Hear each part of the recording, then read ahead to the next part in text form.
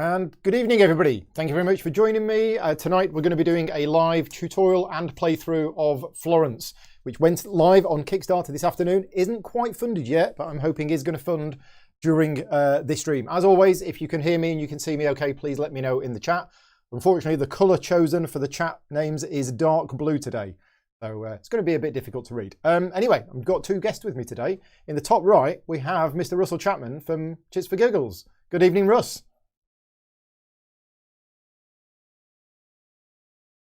Yeah, now Russell is going to be handling most of the teach today. Russell has spent the last week learning how to play and has been practicing teaching it this afternoon to me. So I do know how to play the game, but Russell's going to be handling most of the teach. And the guy in the top left, I don't know who he is, but he's got the same name as the designer. So good evening, Dean. All right, apparently they can't hear you. Okay, bear with us a minute. We did a test this afternoon. And it all worked fine and people could hear you. Yeah. And now I'm actually doing it and nobody. So thank you very much for the chat for letting us know they can't hear you. I will try and fix that. Because yeah, we did a test this afternoon. Everything was fine and I've not changed anything about it. So I guess we should be talking so you can see. I don't know why. Right. They should be able to hear you now. All right, perfect. testing. Great. Yes. Hello. Okay, we got it fixed. So, Great. Russell, we were just saying, you spent last week learning it, and you've had a practice teach of it this afternoon. That's right. Yeah. I was saying thank you very much for inviting me on to teach and play this game. So yeah. I'm really excited. Yeah, cool. And I was also welcoming Dean in the top left. Hello. Good to be here. Yeah. Now you've played this game a few times, I guess. Once or 1,000. But as somebody who is involved in game development myself, how many times have you played the actual final finished version of this game? Well, thanks to the wonderful world of COVID, the first time I'm actually going to play it is when I get it, the retail version, I guess. I've obviously played the prototype version very, very many times. And since the COVID started, we've been playing it on TTS quite a lot. Yeah. But the game has been changing quite a lot, hasn't it, over the period of development? The core game has remained pretty much as it was when we signed it up to Braincrack Games, but there's been quite a few fun little features that we've added along the way that's added in a whole bunch more theme and tied the theme and mechanics together a lot better. So I'm really happy with the development work that Lewis did at Braincrack along with Dan May. Yeah. So the chat is saying that you're a bit loud. I've turned you down here, so you don't need to do anything at your end, but hopefully that is sorted. So let's talk about the game, because this is the third game in a trilogy of games from Braincrack. They're all, if you look at the Kickstarter page, you can actually get all of them. And the first one was Fabio Lopiano, which was Ragusa. Second one was Venice by David Turtzi. And this is the third one. Tell us how it came to be that you've designed the third one in the series. Good luck and I guess good fortune, I suppose. I'm actually good friends with both David and Fabio from the London On Board group in London. We played board games together very many times. So after Lewis had signed David's and Fabio's game, I met Lewis at a designers convention actually, and sort of gave him a sly pitch to this game, and he seemed quite interested with it. And I guess played it quite a few times and messaged me saying he quite liked it, so he'd like to sign it. So that was quite good. There you go. And I've just reset the on-screen chat because it had frozen. So yeah, thanks for letting me know. It's funny how you do a test in the afternoon and it all goes fine, and then when you actually go live, even though you haven't touched anything, you get all sorts of problems. Right. So we're gonna jump in. This is a game for 2 to 5 players, but there is a solo mode as well, which is included in the game, isn't there? Yeah. Right. David Turtzi and Xavier Gordon did that one. Yeah, excellent. And we're going to be playing the 3-player game tonight. And as I say, Russell is going to handle most of the teach. So tell us a bit about the game from a high-level perspective. And obviously, we've already done the setup. So let us know what's been set up for us. Okay, cool. So this is the city of Florence. We are all playing as some wealthy families in the city of Florence. And we're trying to vie for ultimately the attention of the wealthiest and most famous family in Florence, of the Medicis. Essentially, there are 3 members of the family that we care about and will be interacting with, and those are the Cosimo, who is the sort of patriarch of the family, and that's represented by this blue Oh, sorry, this It's the red one, isn't it? Yeah. Yeah. That's right. Yeah, the red one.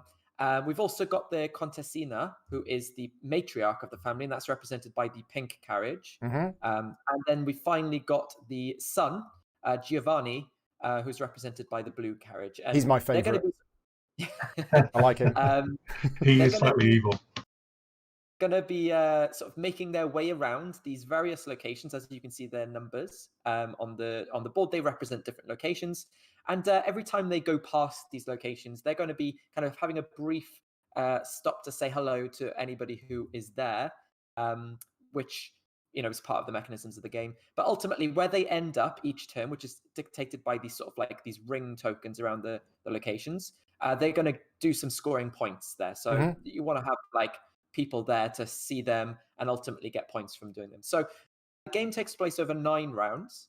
The rounds are going to be the same 5 sort of like phases each one, and I'll tell you those briefly. But ultimately, 9 rounds, 5 phases, same, and then the game ends. And obviously, the player with the most victory points, which is determined by this score track around the edge of the board, which I realized is going to be the winner. So ultimately, on the phases are straightforward. The first phase is the sort of oh my gosh, I've forgotten my words. It's just the stress of going live. The first phase is the gaining time phase.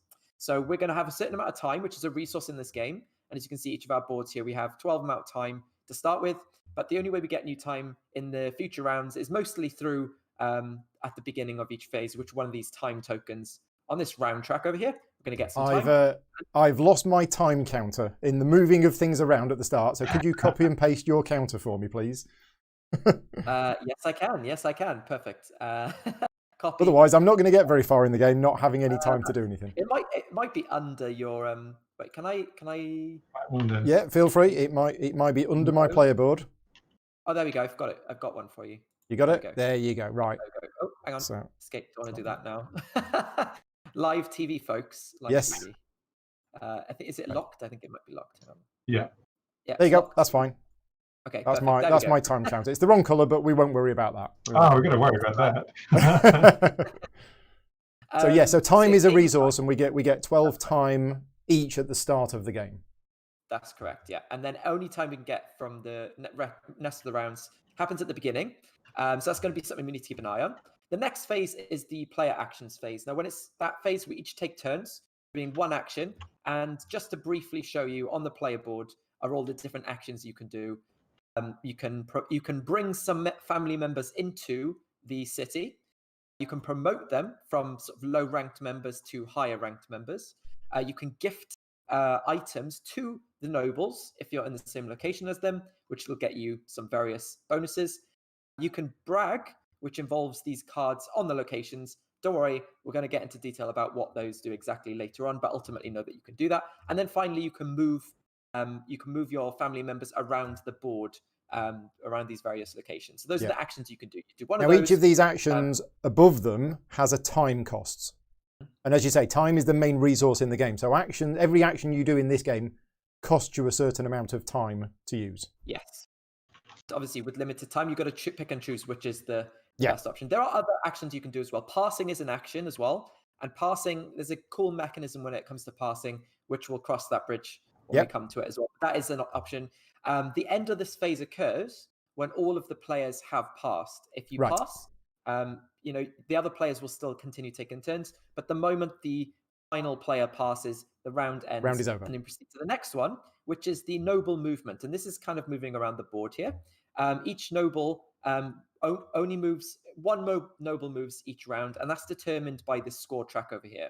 So you'll see the first round, the red noble, the Cosimo, will be moving first, and you can see where they're going based on the matching colored ring. And they will always follow the paths around Florence where the arrows go. So you see these arrows, it kind of goes all the way around and it kind of dips in from one into the center. Then through the park. They're always going to take that route around, regardless of how long or how many spaces that is. They're always going to take that route. And it doesn't matter whether the other nobles are on that path either. Okay. When they, like I said, every time they pass a location, there'll be some sort of interim scoring and potentially gaining some scandal cards.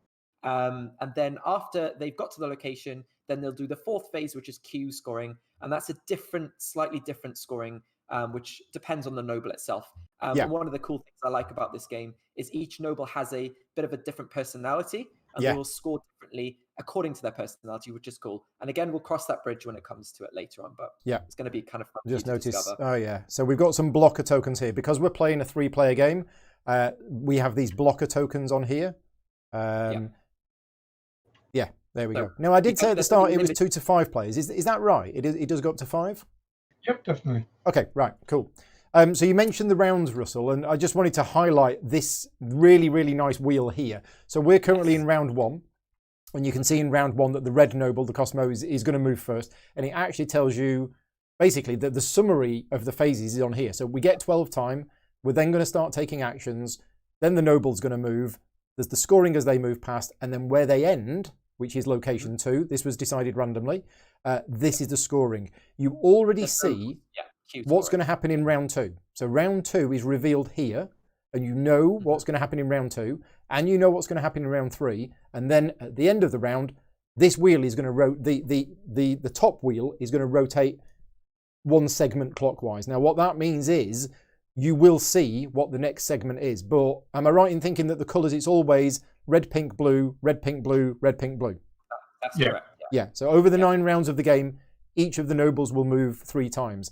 Now, I mentioned Russell has set the game up at the start. The the variable elements in the setup is that one of these location tokens was drawn for each of the nobles.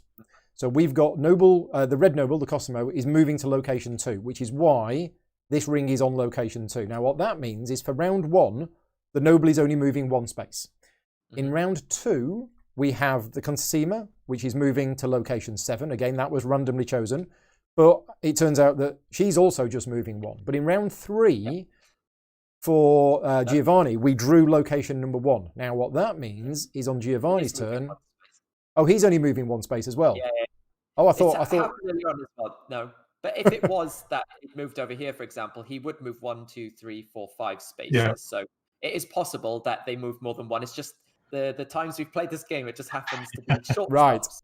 So that's something about the variability right from the start, is that these tokens that you draw out will determine where they go, and that's going to influence the game right from the start. The other thing that's really important is these time counters here. So at the start of the game, we get 12 time. That's always the same. There's no counter here. But we have a bag full of time tokens. And what happened at the start of the game, just before we went live, is that Russell drew tokens out of here and put them on here. So we can see straight away, in round 2, we're only going to get 3 time. Now that is going to influence the game quite a lot, because these tokens range from, is it 2 to 9? 2 to 9. Yeah. 2 to 9. So you can see, now any time we don't spend in the first round will carry over to us the next round. But the fact that we're only going to get 3 gives us a real big choice in round 1. Do we splurge in round 1 and spend all of our 12 time and then do very little in round 2? Or do we do very little in round 1, save it, and then go into round 2 with a whole bunch of time? We will see. I'm sure there's different strategies in the game. But you can always see 2 rounds ahead as to who's moving, how many points it's worth, where they're going, and how much time you're going to get. Yeah. And it did come up in our game earlier on where there was a big discrepancy between players and how much time they had left going into a round. And it did make a big impact. I think you had loads of time spare at the end. Yeah, in the game we played this afternoon, we went into the last round. Both of the other players had 2 time, I think, or 3, and I had 12. So, yeah, I basically went to the beach. Yeah. It was great. Okay. So just to finish recapping the round structure. So as I said, you get time first. The second thing is we do the player actions one per person until we've all passed. Then we move the nobles, scoring along the way. Then when they get to the location, they'll do an extra Q scoring at that location. And then finally it's cleanup phase. And this basically means passing the first player token, which is this beautiful looking coin here, to the clockwise player. So it would go to myself. Oh no, sorry, it'd go to go from you to Dean, next. and then to me. Yep. And then we'll move this wheel around. We'll draw a new time token, and we'll draw a new location token for the next space. And sometimes, for example, in round 3 and round 6, the blue noble, who's known as Giovanni, will actually give us extra gifts. Yeah. It's the only way to get extra gifts during the game. So that happens. We're just going to remember that happens. And and that's pretty much it. Okay. At the end of the game, obviously the scoring, but that's it. And I think, the best thing is to just get stuck right on in and kind of explain the actions as we do them. As we go. Yeah, exactly. Well, you're first, Russell. So we've done phase 1, which was basically we all get 12 time, and now we're going into the actions phase.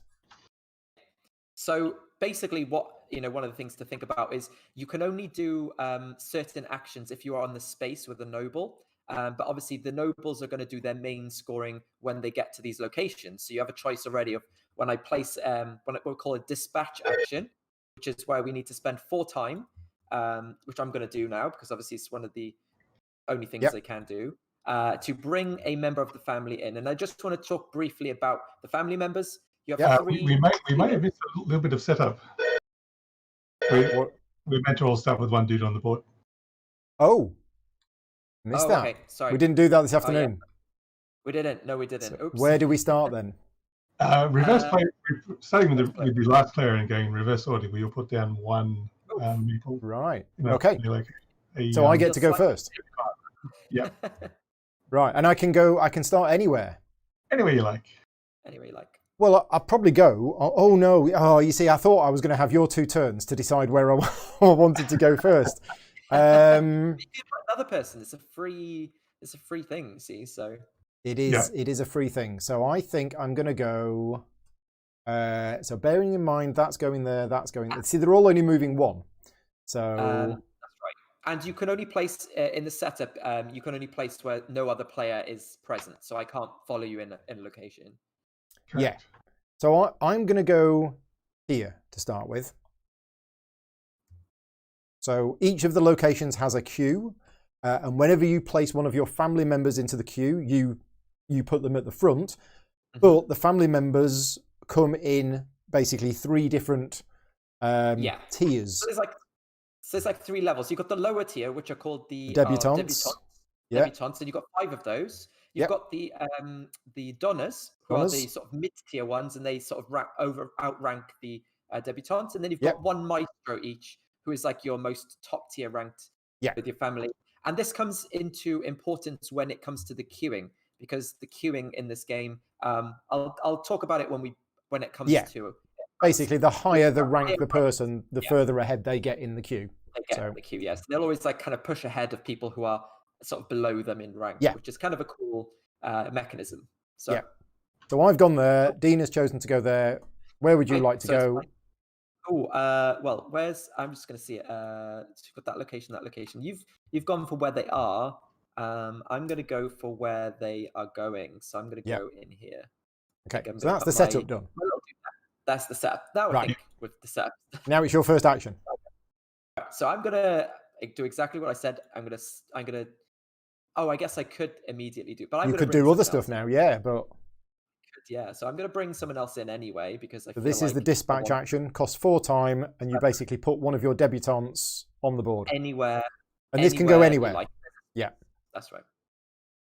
I'm going to go somewhere where I can get a gift. So I'm going to go here. I think, okay. And be head of this space on the queue. There we go. So that's my turn done.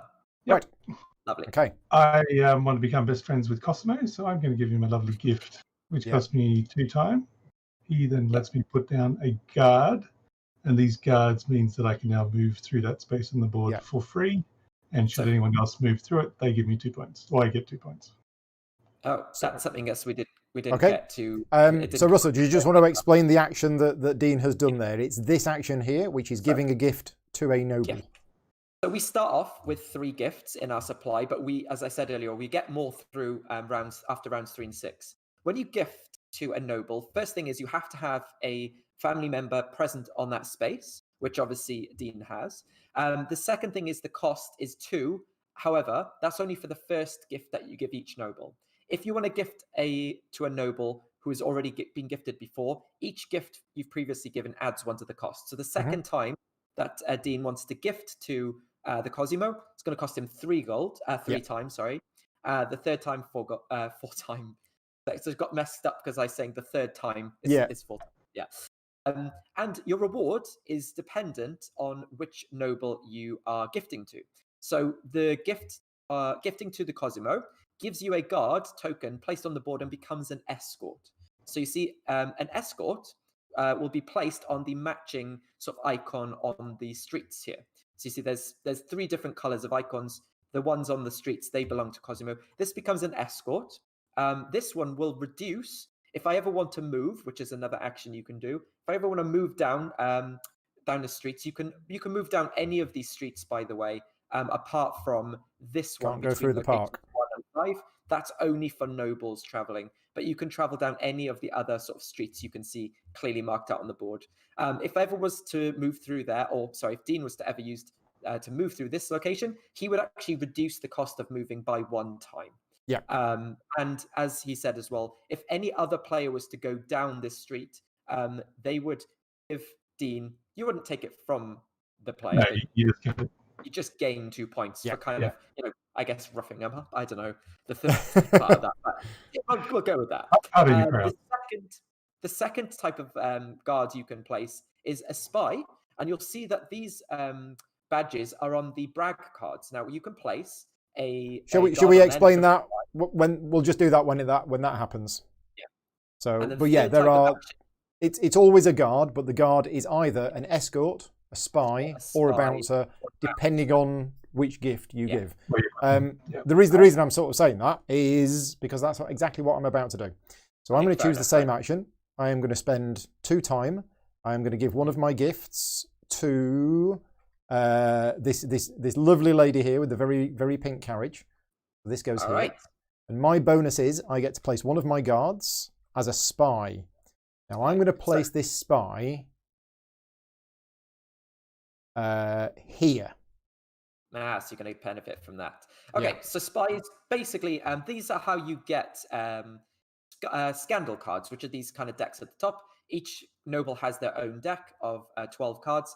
And these are like extra actions, options that you can do. And they each cost an amount of time and give you a certain action that's written on it. Now, basically, spies activate every time nobles move through that location. So every time a noble passes location 2, Paul, because he has a spy there, will receive a scandal card of the noble color that moves through. So next, at the end of this round, Cosimo's going to move through. So he's going to get one of Cosimo's. I'm going to get one of these.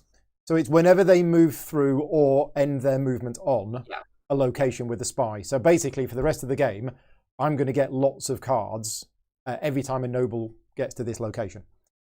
Yeah. And the decks are themed as well. The Cosimo cards are all about movement and priority. The Contessinas cards are all about being fancy. And Giovanni's cards are about being a bit mean and perhaps a bit evil and generally messing with other players. Yeah. So that's my go done. I spent 2 time. I've given a gift. Back to you, Russ. All right. Well, I feel like seeing as the gift giving is prevalent, I feel like I might follow into that now that I have a space. And I'm going to take give the mean guy a gift. Okay. I'm going to spend 2 time.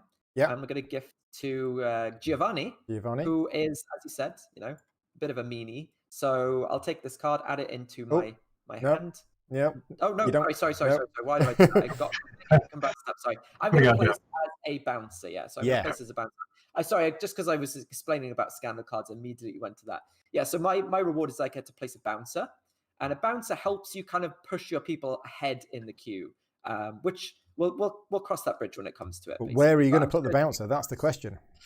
It's a very good question. So you can see from the icon here, it's the blue shield, and all of these locations have a blue shield. So if the guard is placed on the blue shield, it's a bouncer.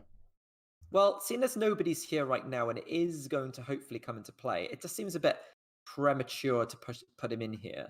Okay. But actually, I'm just going to take a chance here. I'm not thinking too much about it. I'm just going to place it in one of these unknown locations and hope that pays off dividends later. So let's go into location 6. Location 6, there is a bouncer. Right. Yeah.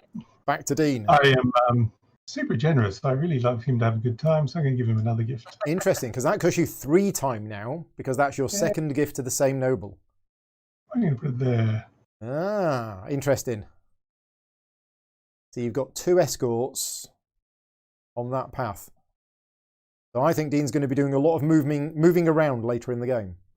And getting points for it, probably, if we move. And getting points for it. Yes, indeed. Right. Okay. Well, I'm going to. So where did I go? Where did I start? I started there, and there is that.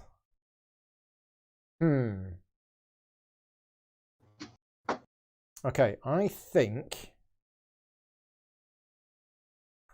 I am going to spend 4 time. Oh, sounds like you're dispatching. And it is, and I am going to dispatch this little fella here. And he's going to go. He's going to go. He's going to go here. He's going to go to location number 1, and he's at the front of the queue because he's the only one there. And that's my go done. You're sort of planning ahead, basically. I see. A little bit. Okay, so because we're very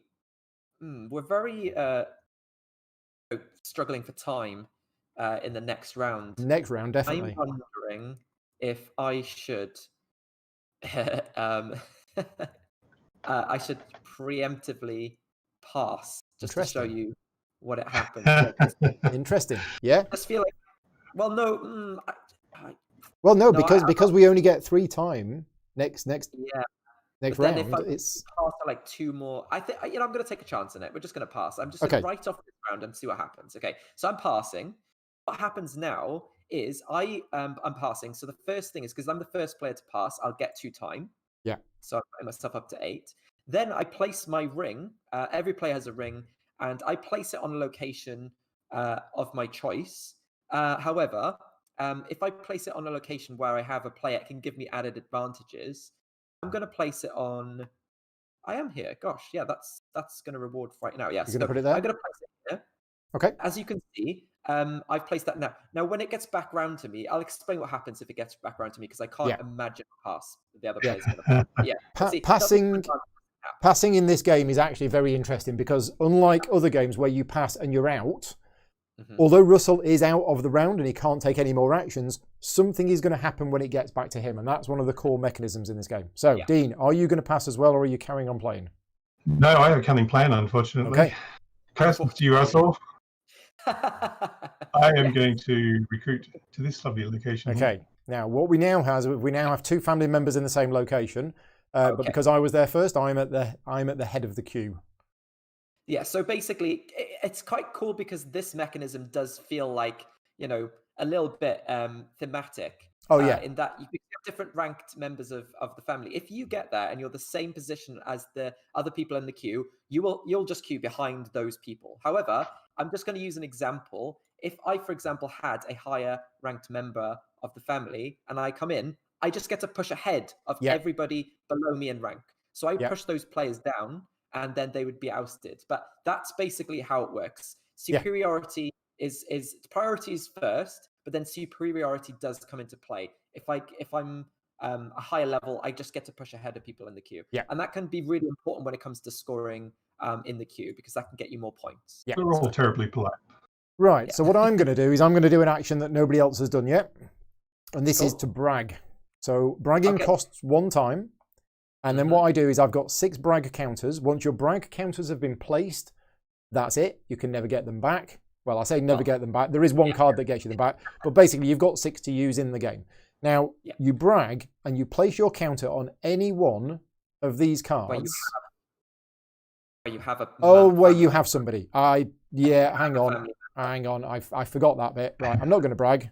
You can't brag if you're not there. Come on. No, instead, I'm actually going to place another family member. Okay. So I'm going to place another family member here. All right. Okay. Because the same rank, I was here first, so you can't push ahead of me. Right, Russell, it's you, and you have already passed. So explain to me what happens. So if I had the first thing that happens if you've passed and it gets back around to you again, you look at the location where you are. If you have a family member there, you go to the furthest back one in the queue, and you get to move up 1 space if there's another player there of the same rank. So basically, if it was the other way around and I was here, if I was to pass when it gets back around to me, I get to move forward in the queue. But I still have to respect the seniority. So if there was a higher ranked player in front of me, I could not swap. So if I can go 1 space forward, I can. If not, I check for people of mine who are further ahead in the queue, and they would then swap places. If I can't do it because all of my people are as far ahead in the queue as they can, instead what happens is I gain a time. Gain a time. At that point, so I'm going to gain a time now. Yeah. And So then Russell, you didn't just get 2 for passing first.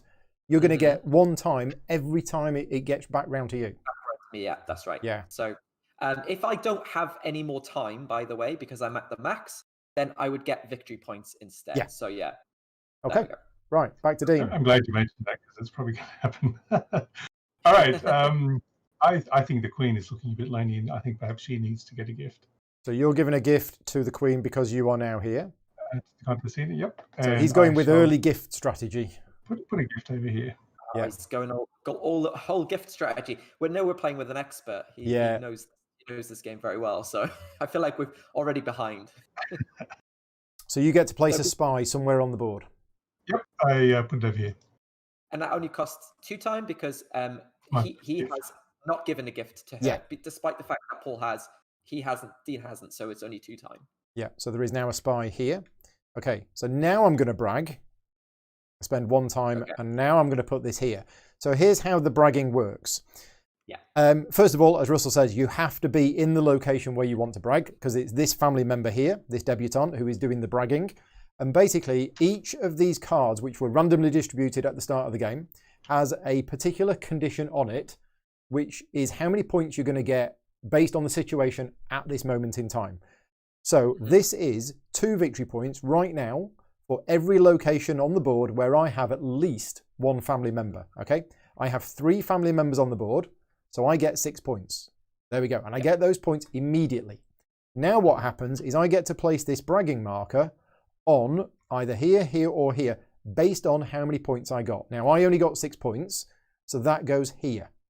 Now what that means is whenever a noble moves onto or through this location, whoever has the highest bragging marker will get a scandal card. Right now, that's going to be me, and I don't think anybody's going to beat me on that. But as soon as somebody does beat me on that and has a higher marker here, because I can't go there again, this is effectively useless then for the rest of the game. As soon as somebody's gone higher than you, they have bragging rights, and you can't get anything else from it. But right now, I'm happy with that because I don't think anybody's going to take over at the moment. Yeah. And if for example, somebody comes along and let's say Paul had scored this, and somebody wants to come along and also brag on here and score this number of points, they can, but they would put their token in the next gap underneath. Yeah. If there is no gap with which you can put it because you can't score high enough, you simply can't take a brag action. You can't do it. Yeah. So you've got to place one of your brag tokens on the board whenever you brag. Yeah. And in fact, when I played this with Paul earlier on, I made a really low brag here. Like I think I scored 2 points for 2 points, yeah. It paid off. Nobody usurped it for the entire round. So it is sometimes good to get in early and do a brag. So yeah. Right. Back round to you again, Russell. So you get another time. You get another time. But it seems to be at the point where it's diminishing returns now because I'm going to gain 3. And I'm going to have space for 2 of them. So yeah. Yep. Right. Back to you, Dean. I am going to move my fellow. One location. He's passing through a guard, so that costs me no time. Yes. So normally, if you look on here, there's 3 different movement options you've got, and moving 1 family member 1 space normally costs 1 time. But because Dean's got an escort here, it still costs him his action, but it doesn't cost any time. The other 2 are essentially the same action. They're called the rush action, and basically allows you to either move 2 of your family members once, or 1 family member 2 spaces, but it costs you 3 time instead of 1 time per person. The benefit of that is because Dean has set up escorts in here, if he does the rush action and he moves 2 different family members 1 space and they both use escort, that discount applies to both of those movements. It actually only costs him 1 movement to rush these streets. So it's pretty cool. Yeah, nice. Right, well, I think I am going to pass. Cool. So I am going to put my ring on the board, but I can't put it on the same place, and it's probably not going to do very much. Back round to you, Russell. I'm passing again, so give me another time. Because I think Dean's going to pass now. Well, I could move this fellow all the way up to here. It costs me 3 time, but I get a discount of 2, so it only costs me 1 time. Yeah. But since we're only getting 3 times next turn, I don't think that's really worth it for 2 points. So I'm Okay. going to pass as well. Right. Okay. So we've all passed. So now we do the we're noble going to movement. and there's only one movement to go. And Yep. as you can see, Noble just trots along up this road here, stops it off at location 2, so we can just remove this out the way. Yep. And now he will do the Noble movement scoring. So basically, you see at the front of each queue, there's kind of this purple spot. This is called priority position. When a Noble passes any location, they will score points depending on the current round. And you see there's a little, kind of like graphic here that tells you 1 point. As the person who got there first, I'm going to score 1 point for being in pole position. But because Paul has bragged and has a spy at this location, this would also trigger at this point. So Paul's going to draw 2 of the Cosimo's from here. 2 of the scandal cards. Scandal cards, yeah. And in fact, because we can't see your cards, you can show... I can show them to the audience. I will come on to these later on, but these are cards in my hand. You can have a maximum of 5 of them. You can use them on your turn, and you can also discard them for 1 time. And the reason I got 2 cards is I got 1 because I had the highest bragging token on there, and 1 because I had the spy. So, and another thing about scandal cards is because, as the game progresses, we'll probably end up with a few more once a few spies and brag card tokens are put out. You can always cash in a scandal card for 1 time without playing it. So that's a good use of that. Just having a hand of 5 cards means you potentially have extra time as well. Yeah. And the other thing is, if you were to gain a 6th card, scandal card, instead you just gain a time instead. So you can't have more than 5. So that's done now because we've resolved the movement. Now, because the Cosimo is settled on this location, we'll do Q scoring. And so if we come over to the scoring track, the person in prime position gets a tasty 11 points. That's myself. So I'll be adding 11 points to my 1 to give me 12. Second place, which is me, gets 7. Dean is third, gets 4. So 7 plus 6 is 13. Now, it must be said at this point, we each have 1 family member in there. But if I had 2 family members in there, say on positions 2 and 3, I would score positions 2 and 3. So these 5 positions here are for the 5 positions here. And, if Russell had 5 family members on there, he would get all 5 places. So this is nothing to do with majority or anything like that. It is literally just points for the individual positions. And it's nice that this one is first in the game because this is the easiest one to explain. So Cosimo, thematically, is he's an old school kind of guy. He wants to he's happy to talk to everybody. But he's not gonna. He's basically straight by the book. He's just gonna talk to everybody. So if you get there, he's gonna spend some time talking to you, and you're gonna get some points as a result. Okay. Now the scoring, as you may have seen, for these is a little bit different, but we will explain that at the end of the round when we get to at the end of round 2. But cleanup is simple as I'm going to pass the token clockwise. So now D is going to be the first player in the next round. I'm going to remove that. Only because this the way this wheel works. And you see, remove the wheel. It's revealed Cosimo's next turn. So we're going to draw a time token and place it on here. Oh, it's 9. 9 times. Then we're going to draw a location token, and that's going to tell us where the Cosimo's next destination is, which actually isn't that far. It's not that far at all. All right, he's only going 1 space again. It's how it goes. It's how it goes. You might. There's also these tokens here. We need to keep them because we can't stack the deck, unfortunately. So as soon as those tokens are gone, we're going to put them. Just in case you're wondering. Okay.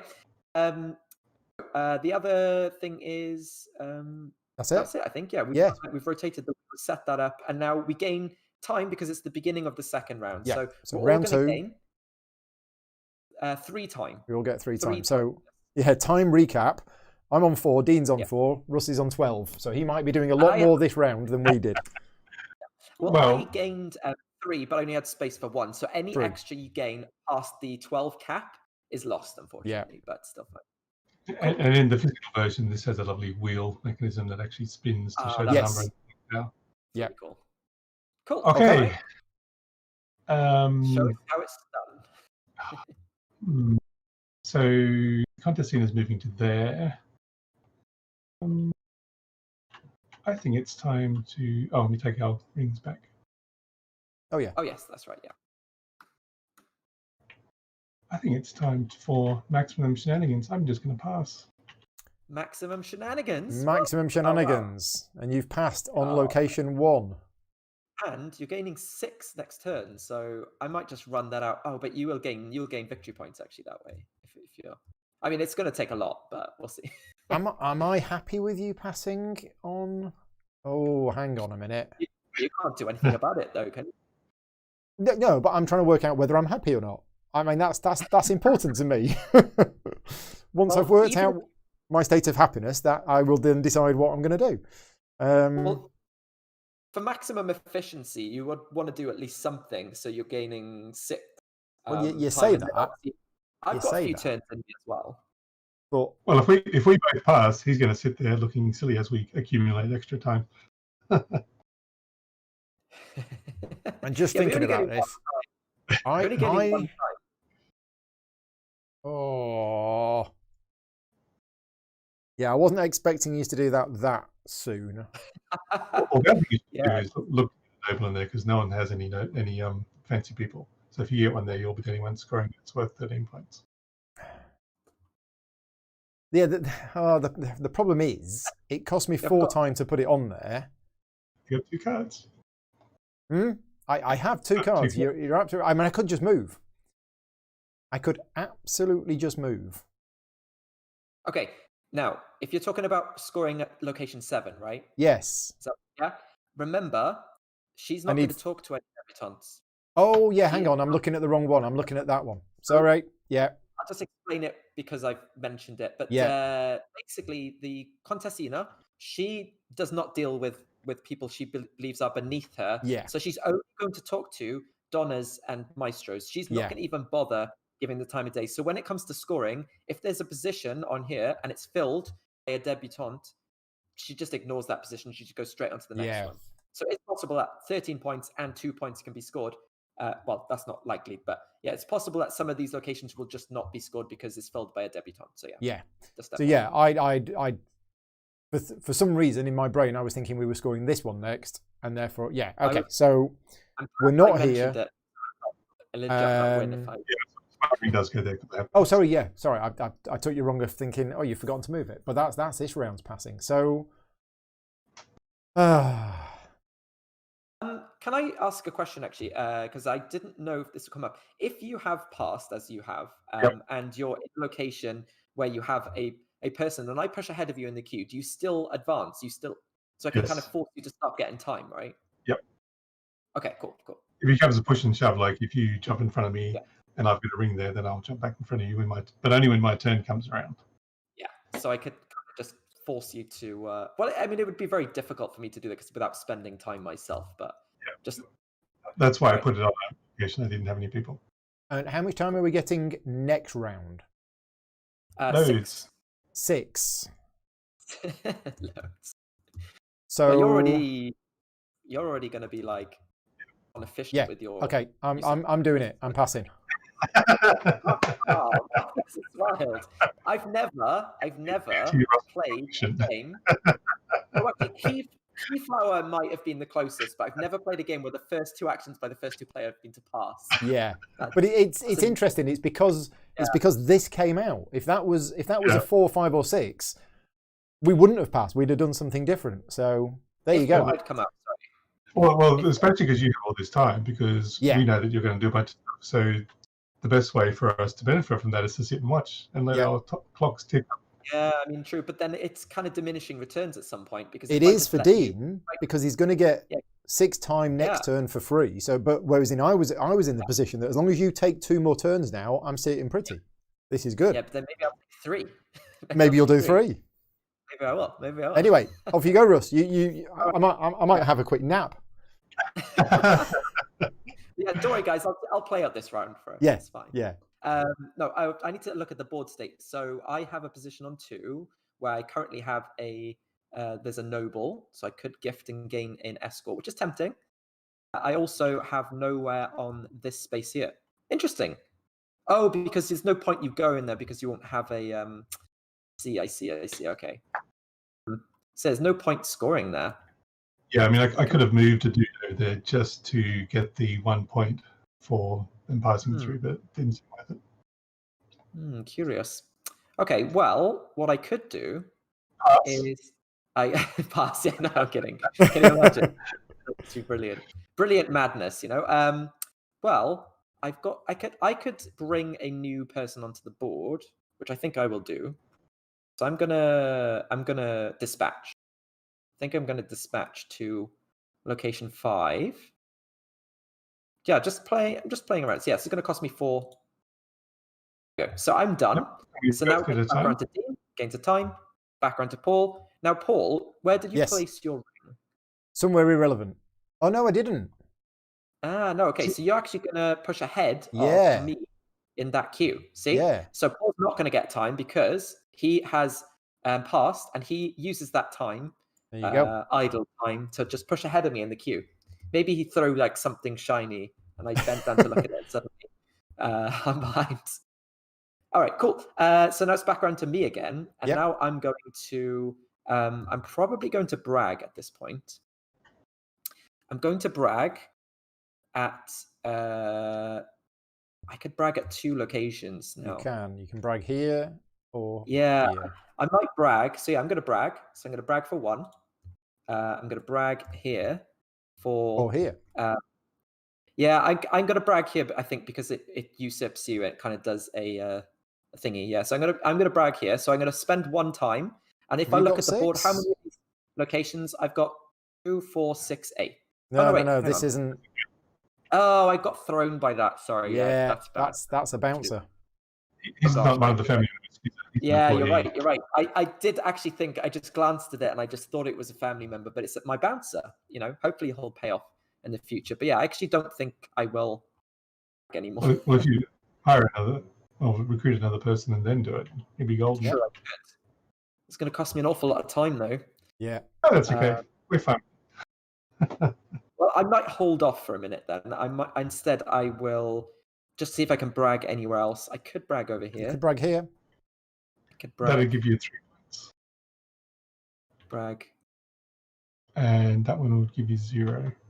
Just wondering if I should have done that at all then. What else can I do? I can brag, I can promote, I can gift. Oh, I think I was going to gift, I think. Yeah, because I want an escort. So I'm going to gift instead. So I'm going to spend another time and just gift instead. Yep. And I'm going to give a gift. gift I'm going to gift to Mr. Cosimo over here. Who you can because you're here. That's right. And I'm going to create an escort on the board somewhere. So I'm going to shimmy on down this row here. I don't know why. I just feel like maybe this one because I've got a dude there. I'm always going to want to push some people into that. Yeah, remember, this is not one of your family members. Yes, that's right. I'm going to try my best to remember that. If only we could push them down, that would be better. Because I kind of wanted to try and knock them over, but we tried doing this earlier on and it didn't work. Yeah, that's fine. Okay, right. Back to you, Dean. You get a time. Yep. I get a time. Back to you, Russ. All right. Back to me again. Do I want to get? I think I just get full 12 points, but I kind of want to force you to be inefficient next time. So there's no point going here because I can't score anything. So maybe just planning ahead and. You could move this guy down here, then upgrade. The what? Sorry. If you move this debutant to here and then promote them, you would get 13 points. Yep. That is true. That is true. I am tempted, but it's going to eat up all of my. It's going to eat up all of my things, so I'm not going to do that. I'm just going to avoid that, and I'm going to try and score up here instead. Actually, oh man, it's tricky. It's tricky. I don't want to do that. I'm only going to get 6 time next turn though. I think it might be worth it. So I'm going to do that. I'm going to spend 5 of my time. I'm going to promote. So this is an action we've not seen, but it's actually really simple. It's 5 time, and you basically promote a debutante into a Donna or a Donna into a Maestro. Maybe I should have put the... So this one comes back to my supply, and you obviously can only promote if you have a piece to promote to. There's only one Maestro, so once you've done that, he's on the board essentially forever until the end of the game. Okay. Okay, cool. And so it's now your... So we both pass, and it's back to you.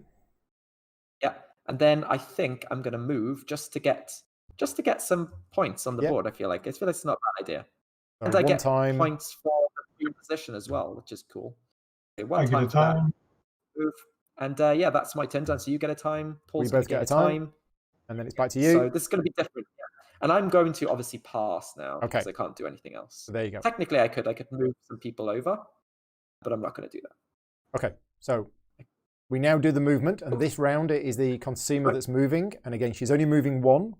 Remember, random variable start, everything's only moving one, but that's not how it will always be. Every location that she moves through or lands on, we have a look at the chart, and it is 1 point. So 1 point for the first 3 rounds, 2 points for the second 3 rounds, right? and 3 Okay. Points. So but I do get the extra point. Yeah, you get that point. Dean gets. You get a spy card. Gets one of those, and then we do the scoring for the consumer. So very similar to the Cosimo, but actually, as Russ says, she's not interested in debutantes. She will only give points to Donnas or Maestros. Russ, you have a Maestro in. You have a Donna in position 1, so you get 13 points. 13 points, yes. Now this looks like a lot, but I tell you, it's still anybody's game. It is absolutely anybody's game. Yeah. But yeah, that's it. So that's the end of that. So now we will do clean up phase. So that first player token moves over to Portal this time. And then we move the time token, this track around, add a new time token, add a new thing. Now, this round, going to be scoring quite differently. Yeah. We the Giovanni, as as Dean said, he's a little bit of a meanie. He does have an interest in this social thing, but he doesn't care for anyone who's just going to say hello and run off. He wants you to spend some time with him in order to score points. So as you can see at the end of the round, where the location is, you're going to look and see who has the most control. And this is the first time we've talked about this, so I'll just briefly explain. Control of a location is whoever has the most pieces at that location, regardless of rank. Yeah. If in case of a tie, the rank is broken by who has the highest priority in the line. So who's furthest ahead in the line. And then when it comes to scoring for Giovanni, we're going to then have to pay some time to actually gain the points. Yeah. And I won't go into detail about specifics of that, but let's just say if you don't have any time, it's bad. If you're going to go there and you're going to score there, make sure you have enough time to speak to him. Otherwise, you're not going to get anything, basically. So take the rings back from the board. The rings back. So I have drawn a new location token for the Contessima, and I've drawn location 9. So this is interesting. So when the Contessima moves next, which is going to be round 5, is actually going to go here, here, here, here, here, here, and here. And all of the locations that she moves through is going to give the person who is in the first position 2 points, and she's going to give these scandal cards to everywhere she goes.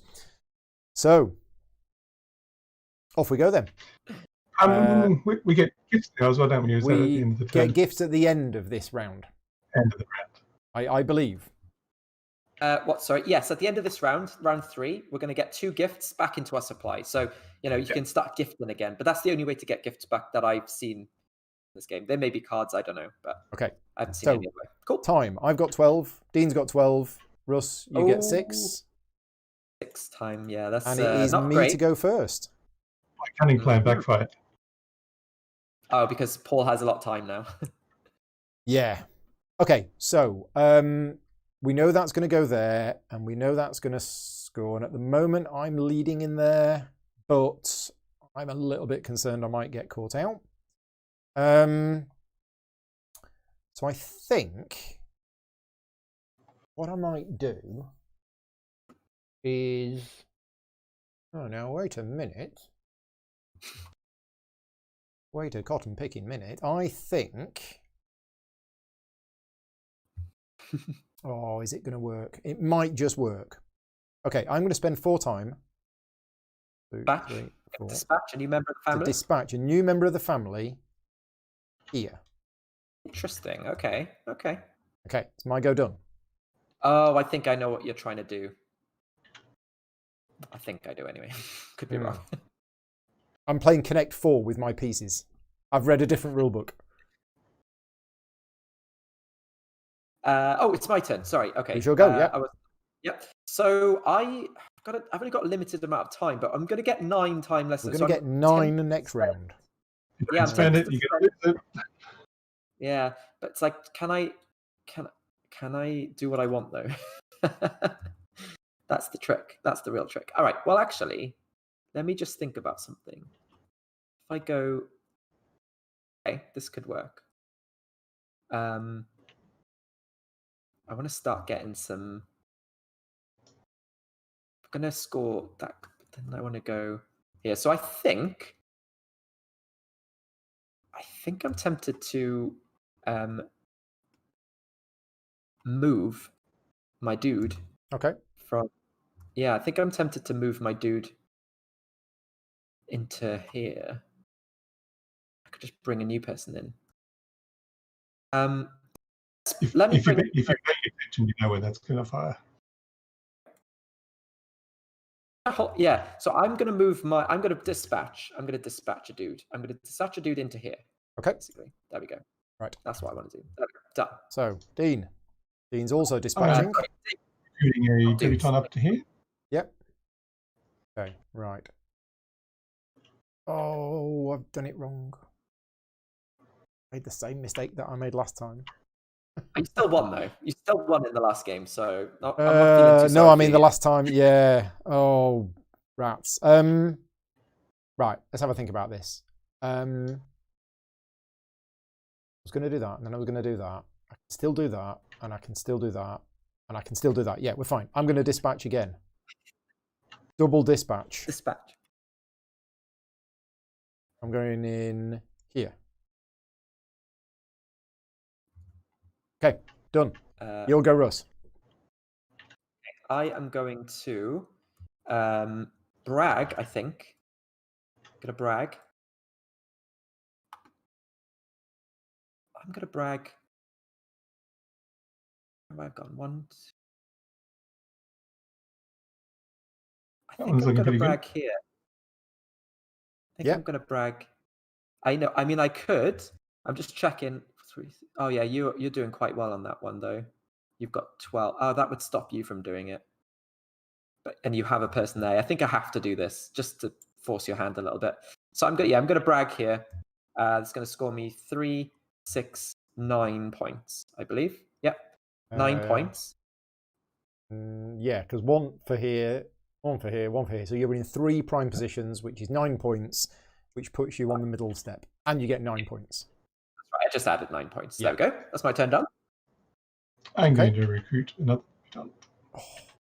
So you've now got the majority Control. of people there. So you've got control of this area. So you will have the opportunity to spend 4 time for 20 points. Yeah, that's a lot of points. It is. I'm falling behind that. Yeah. All right, cool.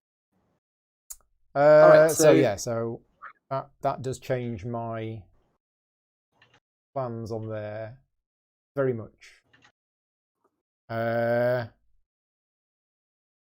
So what am I going to do here? What am I going to do here? Because that now isn't working at all. Oh, right, I had a plan. We're getting 9 time next turn, so I don't want to pass now. Do I want to do that now? Maybe. I want to do that. Maybe. I wouldn't do that. That's terrible. I'm just looking at the different bragging cards and seeing what we've got available and seeing where things are moving to. So I'm looking at how much bragging tokens other people have on the board. Yeah, I'm going to brag. So I'm going to spend 1 time and I'm going to place one of my bragging tokens and we're going to put it here. So this is 3 points per bragging token you've got on the board. I only have 2 on the board, but it does include the one that I've just placed. So I get 6 points. Right. Done. Russell, you'll go. I'm tempted to pass. Mm-hmm. Tempted to pass because I might not get an extra thing, but I think it doesn't matter what I do now. I think I'm pretty much. Yeah, okay. I'm gonna pass. Do you get 2 time? I am gonna put though my ring here. Yeah, which means if it gets back round to you, Yeah, I get a benefit from you're it gonna rather move up than there. wasting Yeah. time, yeah. So there we go. That's my turn done. Okay. I'm spending 1 turn to move this fellow over here. Just to secure, oh, actually, no, yeah, you're not going to gain extra points from putting more people here, but it means you're more likely to be in control. Yeah, because the poor lad had just one fellow over, then he'd be winning. Sorry? No, yes. Yep. If he had to move that one fellow over, there'd be a 2-2 tie, and then because he's at the front, I would have been in the front. Yep. Mm-hmm. Just saying, because unlike the other nobles, having more people in the places generally gets you more points, but this one is like you're just getting controls. You just want to have the most. Yeah. It doesn't matter how many. Yeah, and the iconography here is pretty clear. If you look at this here compared to these, you can see that it's basically it's just the number of people, and it's whoever's got the most people in there has control of it, irrespective of their rank. So, Dean, you don't have any. Oh, you do have cards in hand, don't you? You're not meant to have noticed that. Well, I'm sure it's public knowledge how many cards you have in your hand. Yeah. Because obviously, if I'm in the front, I have spent 4 time, but I've only got 3 exactly. times. You So don't have that time. Right. I'm working out whether I want to pass or not. I'm on 3. I'm gonna need 2 to spend some time with Giovanni, otherwise he'll get upset. And I'm gonna get another 9 next turn.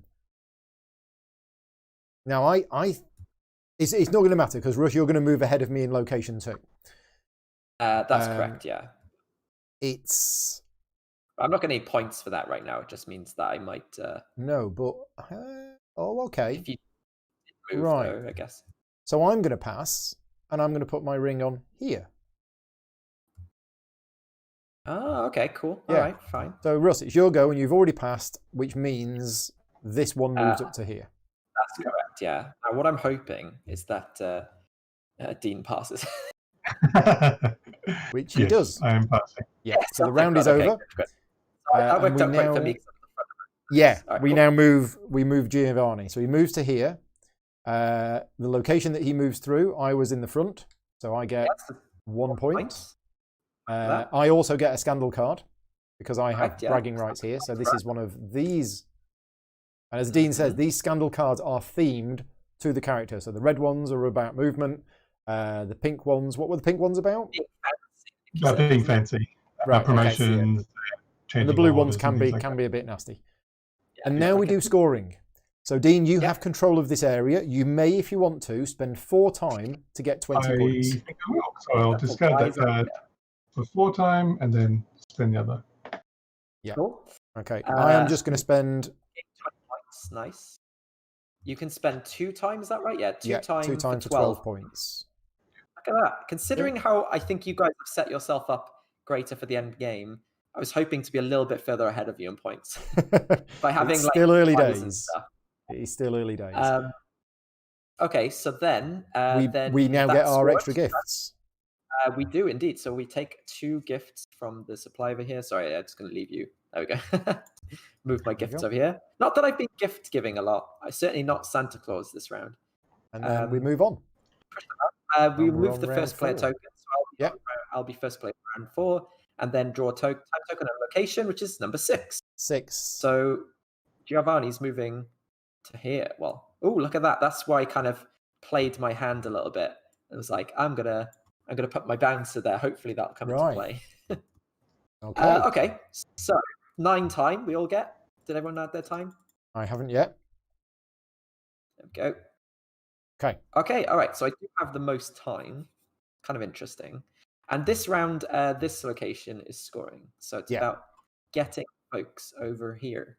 And this one, you're going to score points for every position you have. So that's an interesting one. Yeah, we're back to the casino scoring again. So, but it's slightly more, isn't it? This is more scoring than it was before. Yeah, the numbers keep getting bigger as the turns go on. Yeah. I have a question for you, actually, because, again, this didn't come up in my sort of playthrough. But let's say that I added a debutante to this location, and I chose to upgrade one. Obviously, I could promote this one, so it jumps ahead of the queue, maintaining my debutante ahead of Paul's, right? Yep, that is the correct strategy. Yeah, cool. All right, cool. That was good. If you promoted that one, just stay there. Whereas if you promote the back, then you get 2 at the front. Then. Not that I'm planning on doing that. No. Just hypothesizing. Okay. So I could. I don't know. What's the thing is? I wish I'd bragged now because look, I've got 4 You got more. priorities. Yeah. Oof. I think that because I'm in the location with the this guy over here, I might.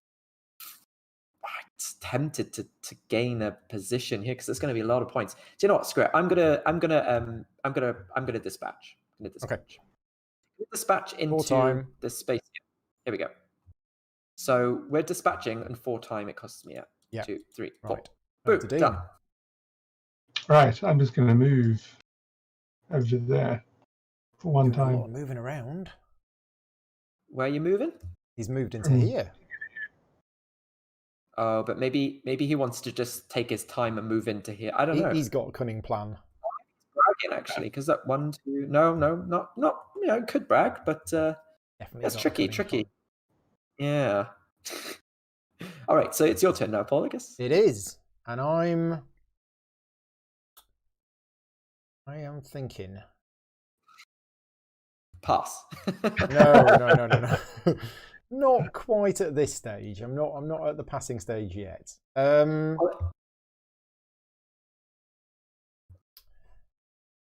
I think.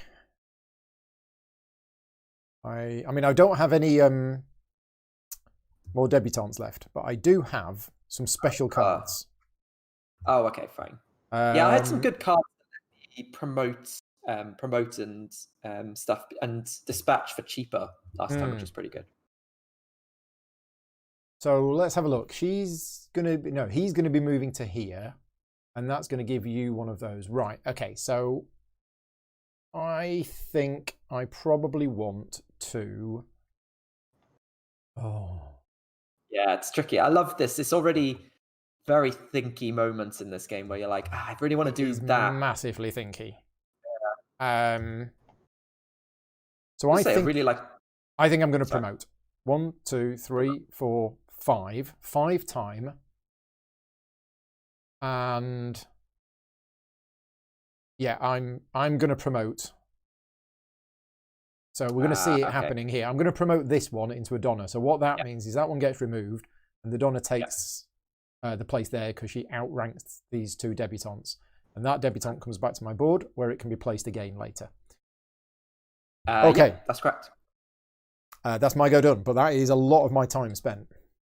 Yeah, that's kind of changed it because I was going to promote here. Obviously, I did say I was going to do that. So, but then I was thinking now. The reason I've promoted is I actually wanted to put another debutant on the board, but I don't have any left. So I've promoted in order to give me a debutant back. And then, of course, when I looked at promoting, I was like, where's the best place for me to promote? And I think it's there. It's actually interesting because now it's going to give me, well, it's not going to give me more points, but it's going to cost me a lot of time just to gain essentially 4 points to do that. So that's kind of changed my plans a little bit. Yeah. Now I've got to start thinking about what else I'm going to do. I think that I wouldn't mind gifting, actually.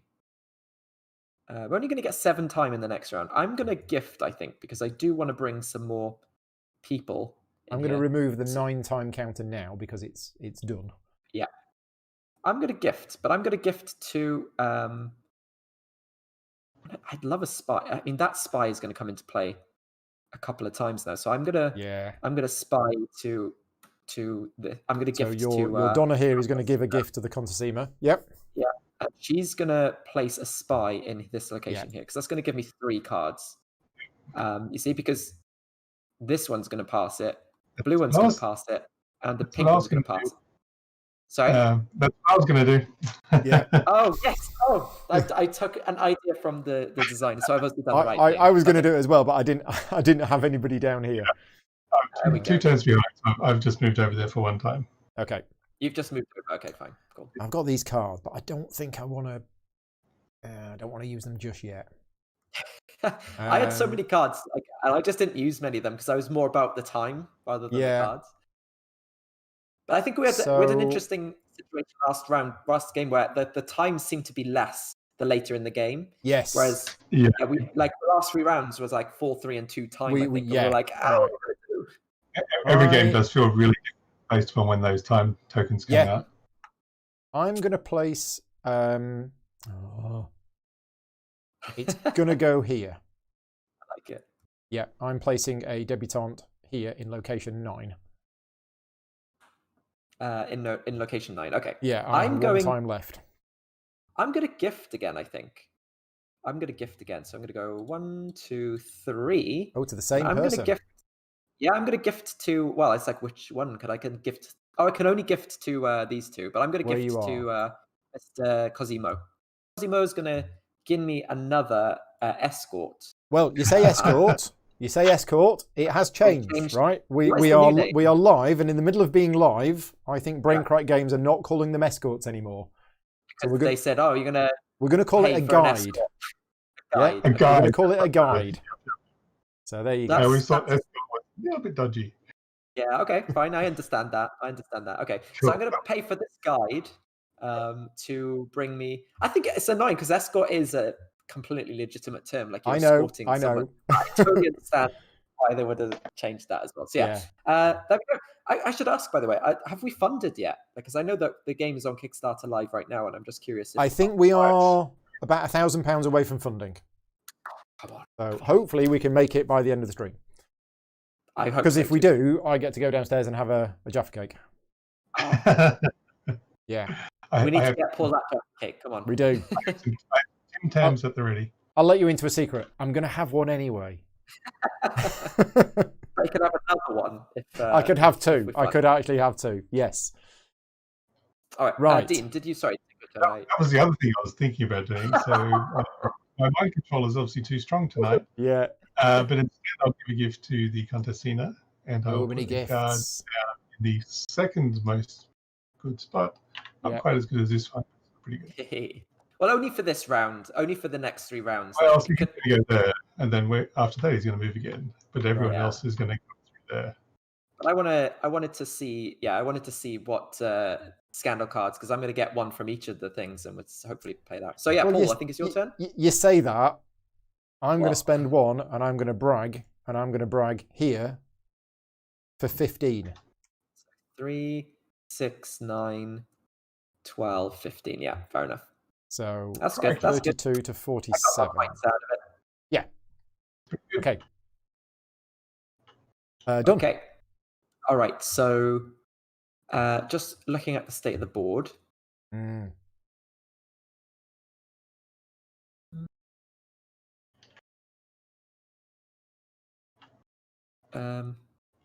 I think I would like to brag again, but I don't think it's worth it at the moment based on what I've got. Actually, wait, that's 1 person in each case. So it's 1, 2, 3, 4. So that would. Oh, I could brag here actually for 12. I might do that because I have the option. It'd be very hard for Dean to beat me at the moment. It's not impossible, but it's going to be difficult. So yeah, I think I'm going to brag on this location here, in location 2. Okay. Because at the moment I have 1, 2, 3, 4 locations. Yep. So that's 8 points. 8. But it does allow me to get ahead of Paul. So I'm going to take 8 points from me. So that takes me from 35 to 43, and I am done. I'm just going to do a brag as well. I'm just going to brag here. Have I done it again? So that's going to give me 9 points. 3, 9 6, points. 9 points. And a brag board, and then Paul. I pass. Assuming you're passing. Yeah. Where is he going to go? He's going on location 2. Oh gosh. Okay. Now you have thingy there. I've got 2 points. Do I want to spend it? I feel like no. I'm probably just going to pass as well. But I'm going to do this cleverly. Where can I go? Is there anything else I can do? I can move, but what's the deal here? We're going to score points for that. That's fine. And then I think it's fine. Okay, so I'm going to just pass, I think. And then I'm going to move it. Where is there any benefit to me moving anywhere? Not really. No, there's no way where you can jump ahead. I can go. I guess I'll go somewhere where yeah, I guess I'll maintain Cool. some And I'm sort just of going to thing. pass. All right, cool. There we go. So we stopped Paul from getting his You did. little spot ahead of me. Okay, so, Alright, so moves 1. noble movement, and he just moves 1 space over to here. So let's move that off. So I get 2 points because I'm at the head, because we're now in the That's right. second That's part, correct, yes. second phase of the game. So 2 points. 2 points for Paul because he's at the head of this space. I will get a scandal. So I'll get a red scandal card And I because get one I've as got well. my spy there. And Paul gets one because he's got the highest brag. And then scoring. The 12 for me and 13 for Ooh, you. I love that. Okay, cool. All right. So sorry, 13 for me, is it? Oh, that's Yeah. not bad. Yeah, 13 you get points. 8 and Okay, 5, so and I get 12 for the... 56 then. 56. Okay, cool. All right. And that is scoring done. So I think we should just call the game there, really. That's fine with me. Yeah. Pretty sure me and Dean are going to outvote. I mean, you on yeah. that, I mean, so. it's clear the way this game's going. There's no need to carry on, is there? It's just. I think wasn't I in the lead for a lot of the last round and then lost right at the end? Maybe. Yeah. Right, we're moving on. Like a big turn. We need to pass the first player token, so Dean gets it, and take the rings we back. draw. Yeah, now we draw a new location token. New location token. So at this point, because these ones were the first ones drawn, so I'm going to put them back in the bag. I'm going to shuffle it, and then we're going to draw one out to reveal that go into number 4. Where's he going? Oh, he's not going moving. He is going a big all the journey. way here. Getting up off his lazy butt and actually going somewhere. Okay, and the time that we will get is 5. Okay, so this round we get 7. Yeah, I'm just checking. There's nothing else for this round. No, that's fine. Okay, so yeah, we gain 7. We gain 7 time. Okay. 3, 4, 5, 6, 7. And it's Dean first. We all seem to be around the round. Okay, cool. And yeah, Dean goes first. All right, this is probably madness, but oh, I love it. I love it already. What are you going to do? to the contest scene there. Another gift. A gift in? Will that cost you Pretty much 4 time? 4 time, yeah. Ooh. I don't know why that is. I think you're just hoping to get a load of time later on, which makes sense. That does make sense a little bit. So who's moving this turn? The Consumer's moving this turn, and she's going all all the way around. Basically, this is the only spot she's not. Well, technically this one as well, because this one does not count. Yeah. That's a huge amount of places. Not bad. So I'm going to spend 5 time. Uh-huh. And we're going to upgrade this this debutante into a Donna. All right. That's my go done. I need to remind myself of my cards. Also, people in the chat might have noticed, or people who are watching this stream, might have noticed this other card. So I'm just going to tell you about this other card now. At the start of the game, the scheme deck is shuffled. Oh, yes. That's these. Yes. And each of us was dealt one secretly. Now, this is an end of game scoring card. So I'm not going to I'm going to tell you how it works, but if you see it, you see that there are the 9 locations on there, and 4 of them are circled. At the very end of the game, we count up how many figures or how many family members I have in those 4 locations that are highlighted on there. And then you look at the bottom of the card, and that's how many points you get based on how many you have.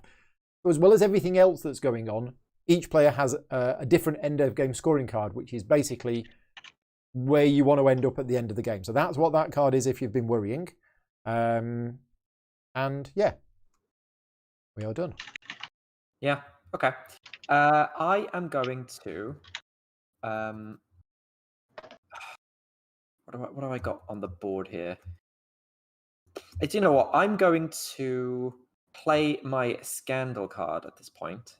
So my scandal card says. This is the first scandal card we've had. There's a cost. It's an action, so I have to play it as an action, and the cost in time is on the card itself.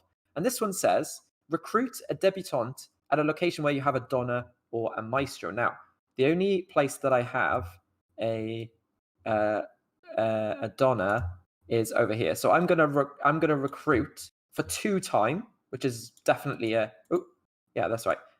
Is over here. So I'm gonna recruit a debutante over here. And basically saves you 2 time. Yeah, basically. But I think that's really good. I think that's good. Basically, it gets me someone on the board at a reduced cost of 2. Yeah. There we go. Cool. Okay, that's my turn. This guy is running around like he's going to miss you. Did I smell or something?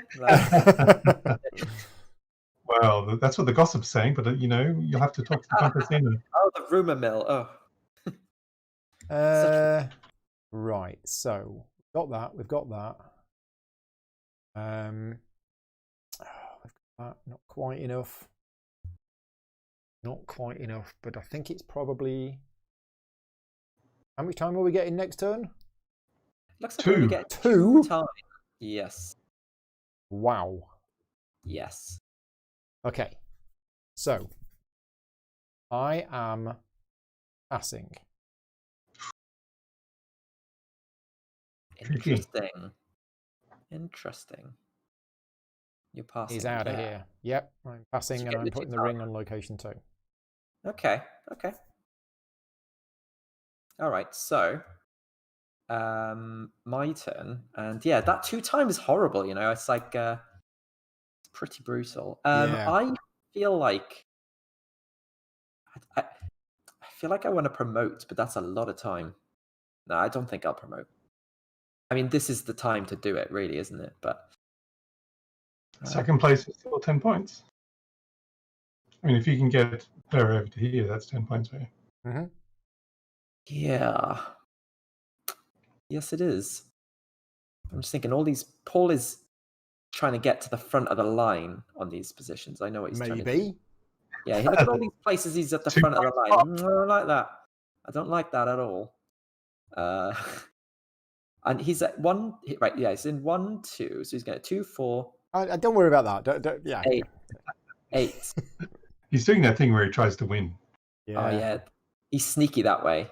There was a guy who played it this afternoon, and he spoke to me after the game, and he told me how he got loads of points. So I'm just trying to do what he did.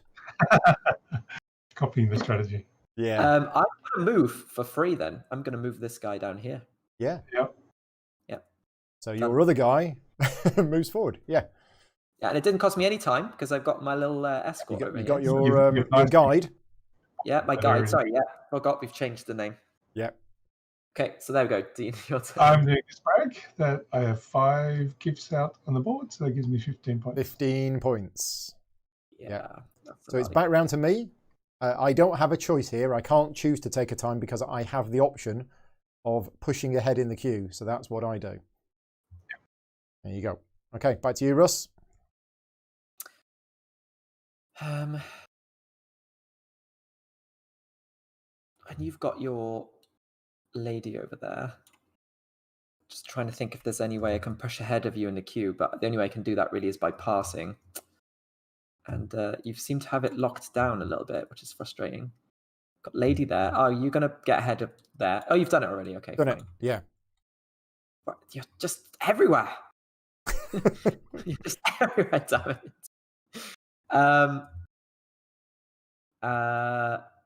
I want to spend some time, I guess.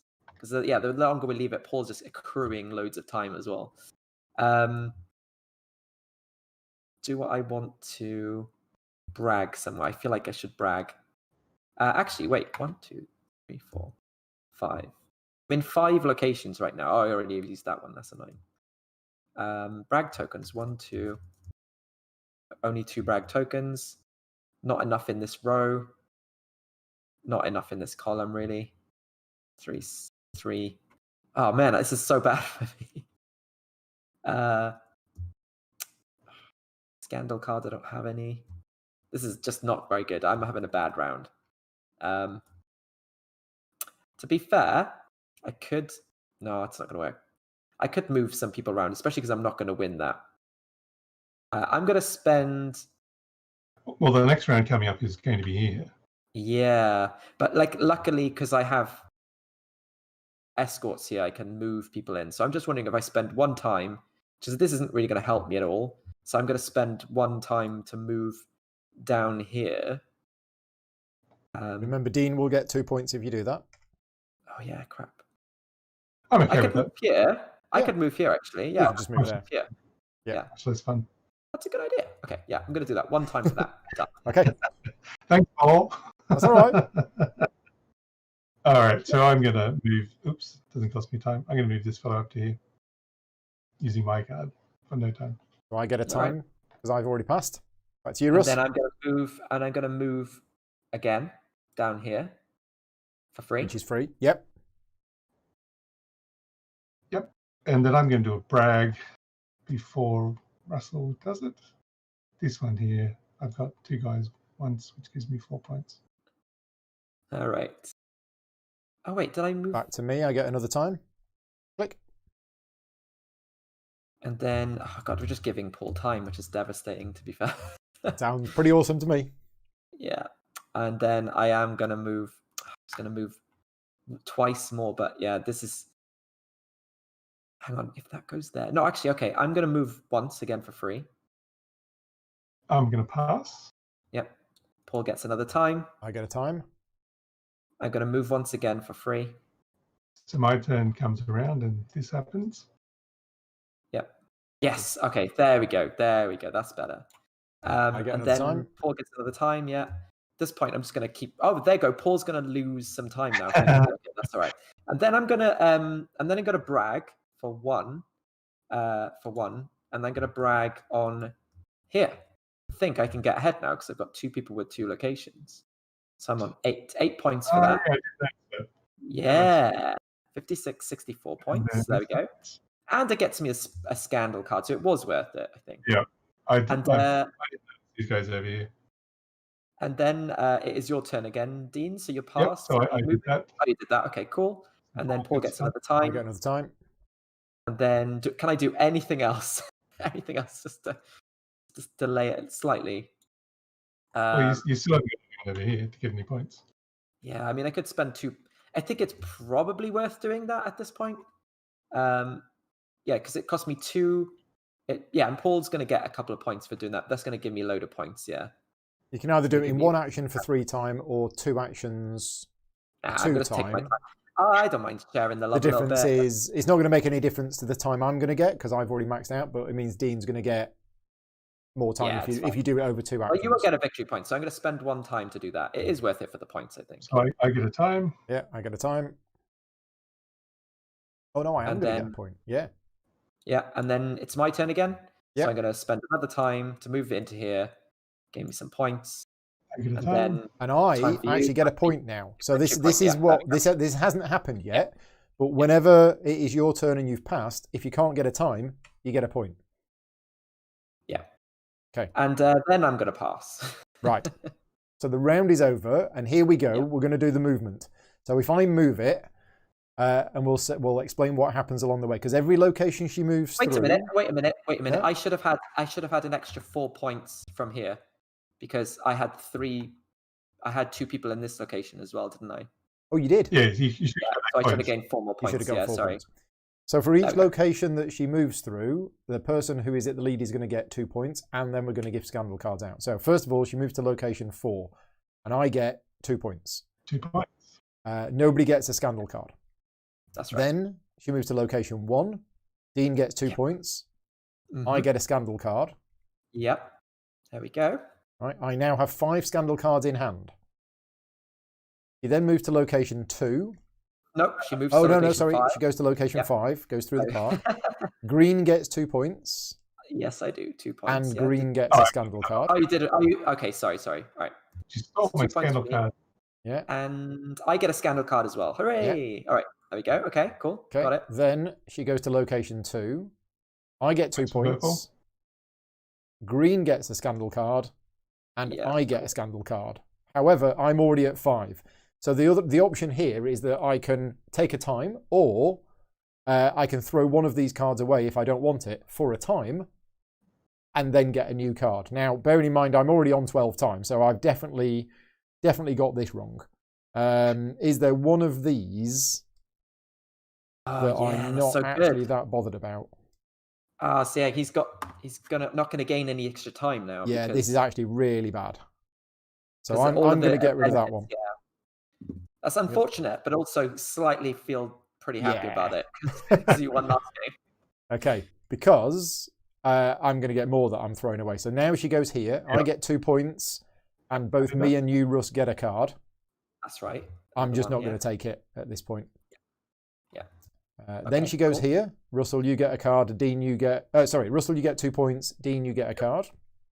2 points for me. Yeah, 2 points. Oh, you've did it already. Perfect. Thank you. And then finally, she ends up here. I get 2 points.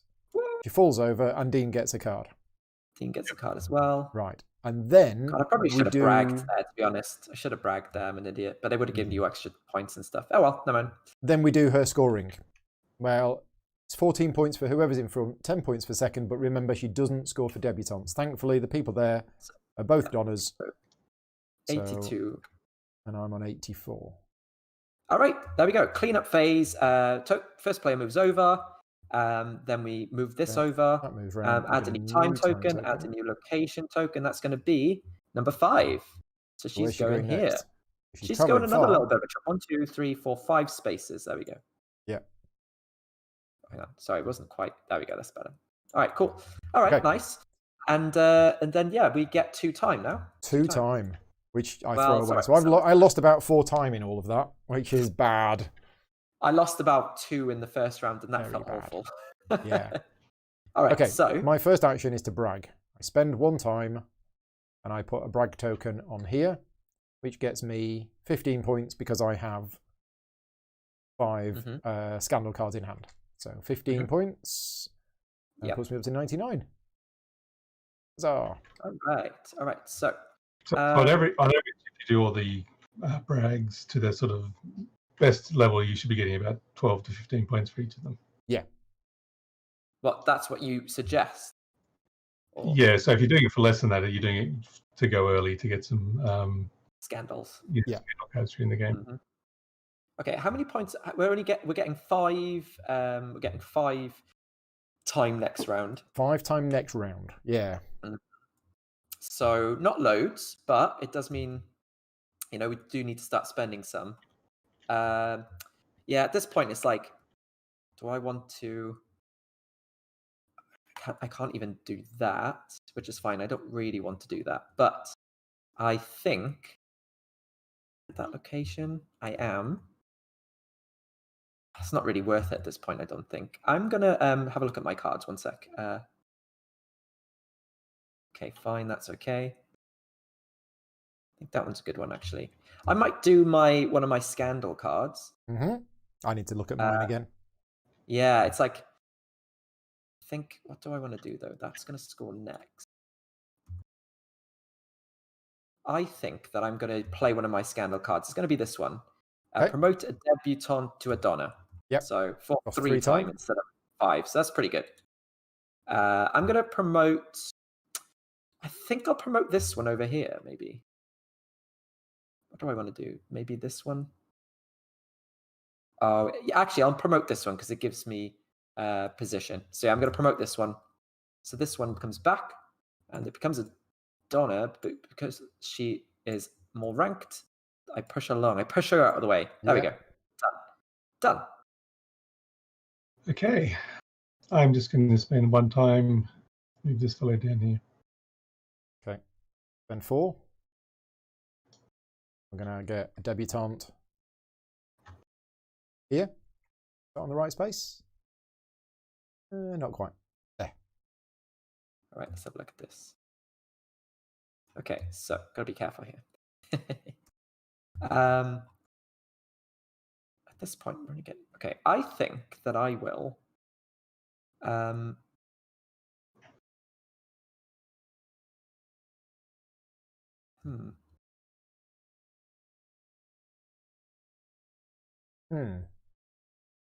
Yeah, I think I'm gonna move one of my people, and I think that person is gonna be. Yeah, I'm gonna move this one. I think. So I'm gonna spend 1 movement. Go here. It's a bit silly, but yeah, fine. So I'm going to go here and then cost me 1 time. There you go, done. Okay. I'm going to recruit my last debutante up here. Okay. Paul. I am going to play. Her brother is a bore, but she is a beauty. Same as you, Russ, three-time promoted debutante to Madonna. So 1, 2, 3. That's a good card. And I'm going to promote that one to that one. So you would go. I will go second. Second, that's right, yeah, because I'm here. There we go. There you go. All right. Okay. So I'm going to pass. And I'm going to go. Where's my ring? I think I might have left it somewhere. It's here. Oh, there we go. Okay, there we go. I didn't see that. I'm going to go here, I think. Because I don't think. Yeah, I think I'm going to go there. So that's 2 time for me. Okay. 1, 2. And then, it's Dean's turn. Stella from Meeple University has dropped in the chat. Hey, Stella and Tarrant from Meeple University did a 2-player playthrough of this game, which was released earlier on today. So if you are interested in seeing more playthroughs about the game, definitely check out Meeple University's. They did a tutorial and playthrough of this, which, as I say, went live this morning. Thank you for joining in. Yeah, we can now reveal the secret Australian connection. Yes. As a designer, I'm Australian. Those guys are obviously Australian, and the fellow who did the artwork, Dan May, is also Australian. So this is an Australian conspiracy. Yeah, and my partner lived in Australia for the first few years of her life. So there you go. Okay. Oh, and I've never been to Australia. So there you go, more connections. I have been to Australia once. So there we go. All right. Good to hear. That was great. I loved it. Yeah. Where are we up to? Is it my go? You just did the brother card, did you not? And I passed. So Dean, Dean passed. So it's your turn again, I think, Paul. So who's moving? The blue guy. Giovanni is moving. Yes. Giovanni's moving, and he's moving to 5, then 2, then 3, then 6, and we're getting 5 time next turn. And you two have passed. Mm-hmm.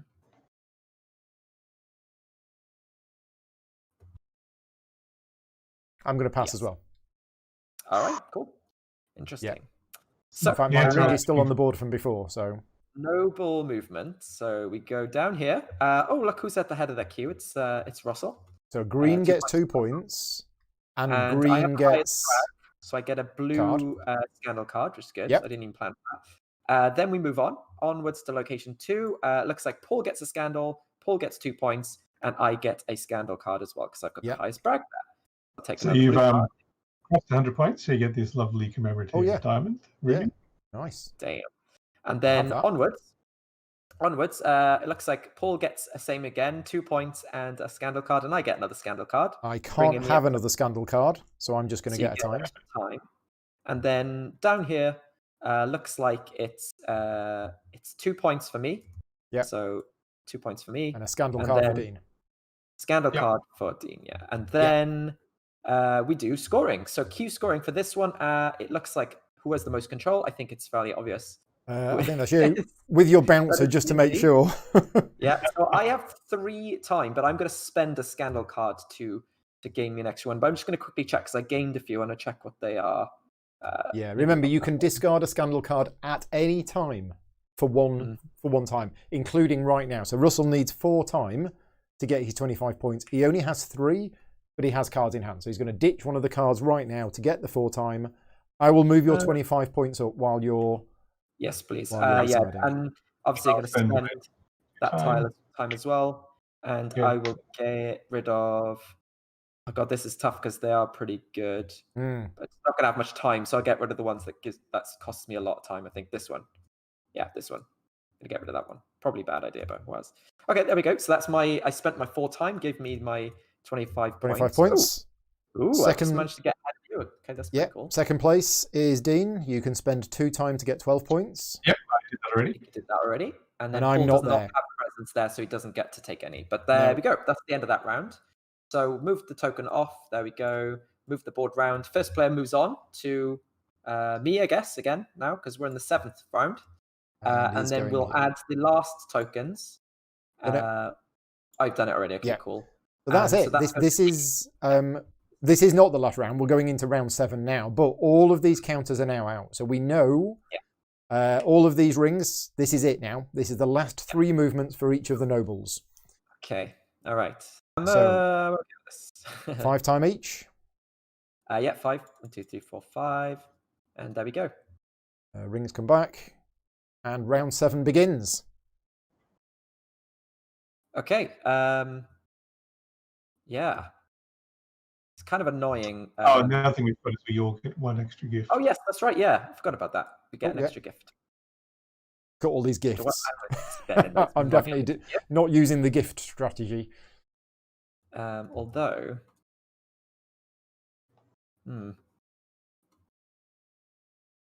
so I will. God, this is Who's tough. moving This this round? is, it's the Cosimo. So yeah, he's going to Cosimo, go and all he's the going way, all the way down here and all the way around here. yeah. Right, okay. So I would like to start moving dudes. Although not liking this this guy over here, this guide. You've all been managing to avoid both of these the entire game. Yeah, same for me though. Nobody's used mine. I've used them, which has been great, but My people are lazy. yeah, they don't move around. I was just thinking it would have been really nice to have a lane like you've done, because you can just imagine that's going to get you places around the board, but it hasn't really worked out necessarily like that. But yeah, I just need to figure out where I'm going to end up. Do I want to push people over? Do I want to play the longer game? I think I'm happy with that person there. That's definitely true. So maybe just a movement. Yeah, maybe just a movement out of here, because this guy is no good here anymore. So I'm going to move one space into this spot over here. At least I can get some points. So yeah, Apparently one time. we are 200 euros to go, roughly. Oh wow, that's awesome. Awesome. Although Brian is saying we're actually only £50 to go, so I guess yeah. £49. We could actually stream. We could actually be streaming when it hits. That's we could. Yeah. Fantastic. 3 rounds left. I'm wondering, because I've got a lot of scandal. I can't even get there though. That's the frustrating thing. All right, I'm here. Can I do that? No. This one's probably the best one for me to do, actually. So yeah, I will be moving over. Actually, let's do that. Let's move over here. One time. Cool. I will do something very similar.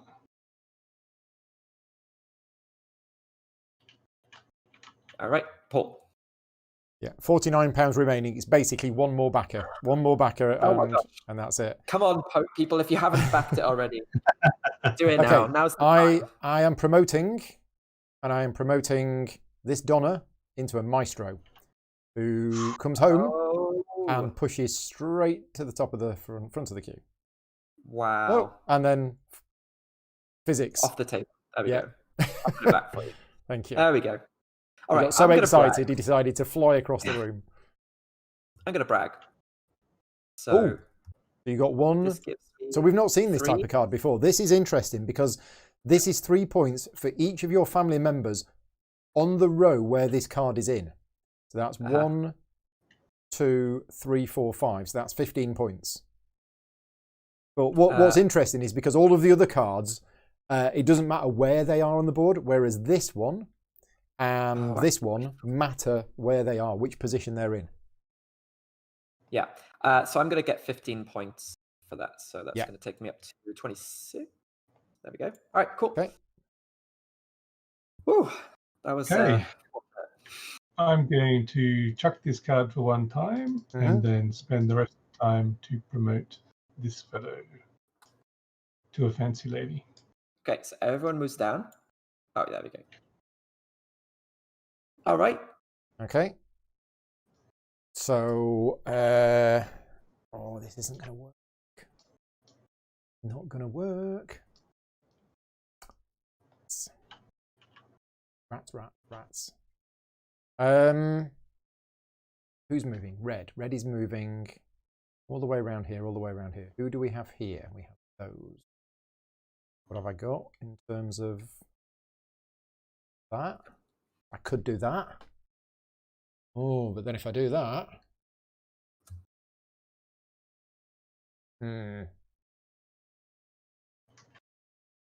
That is interesting.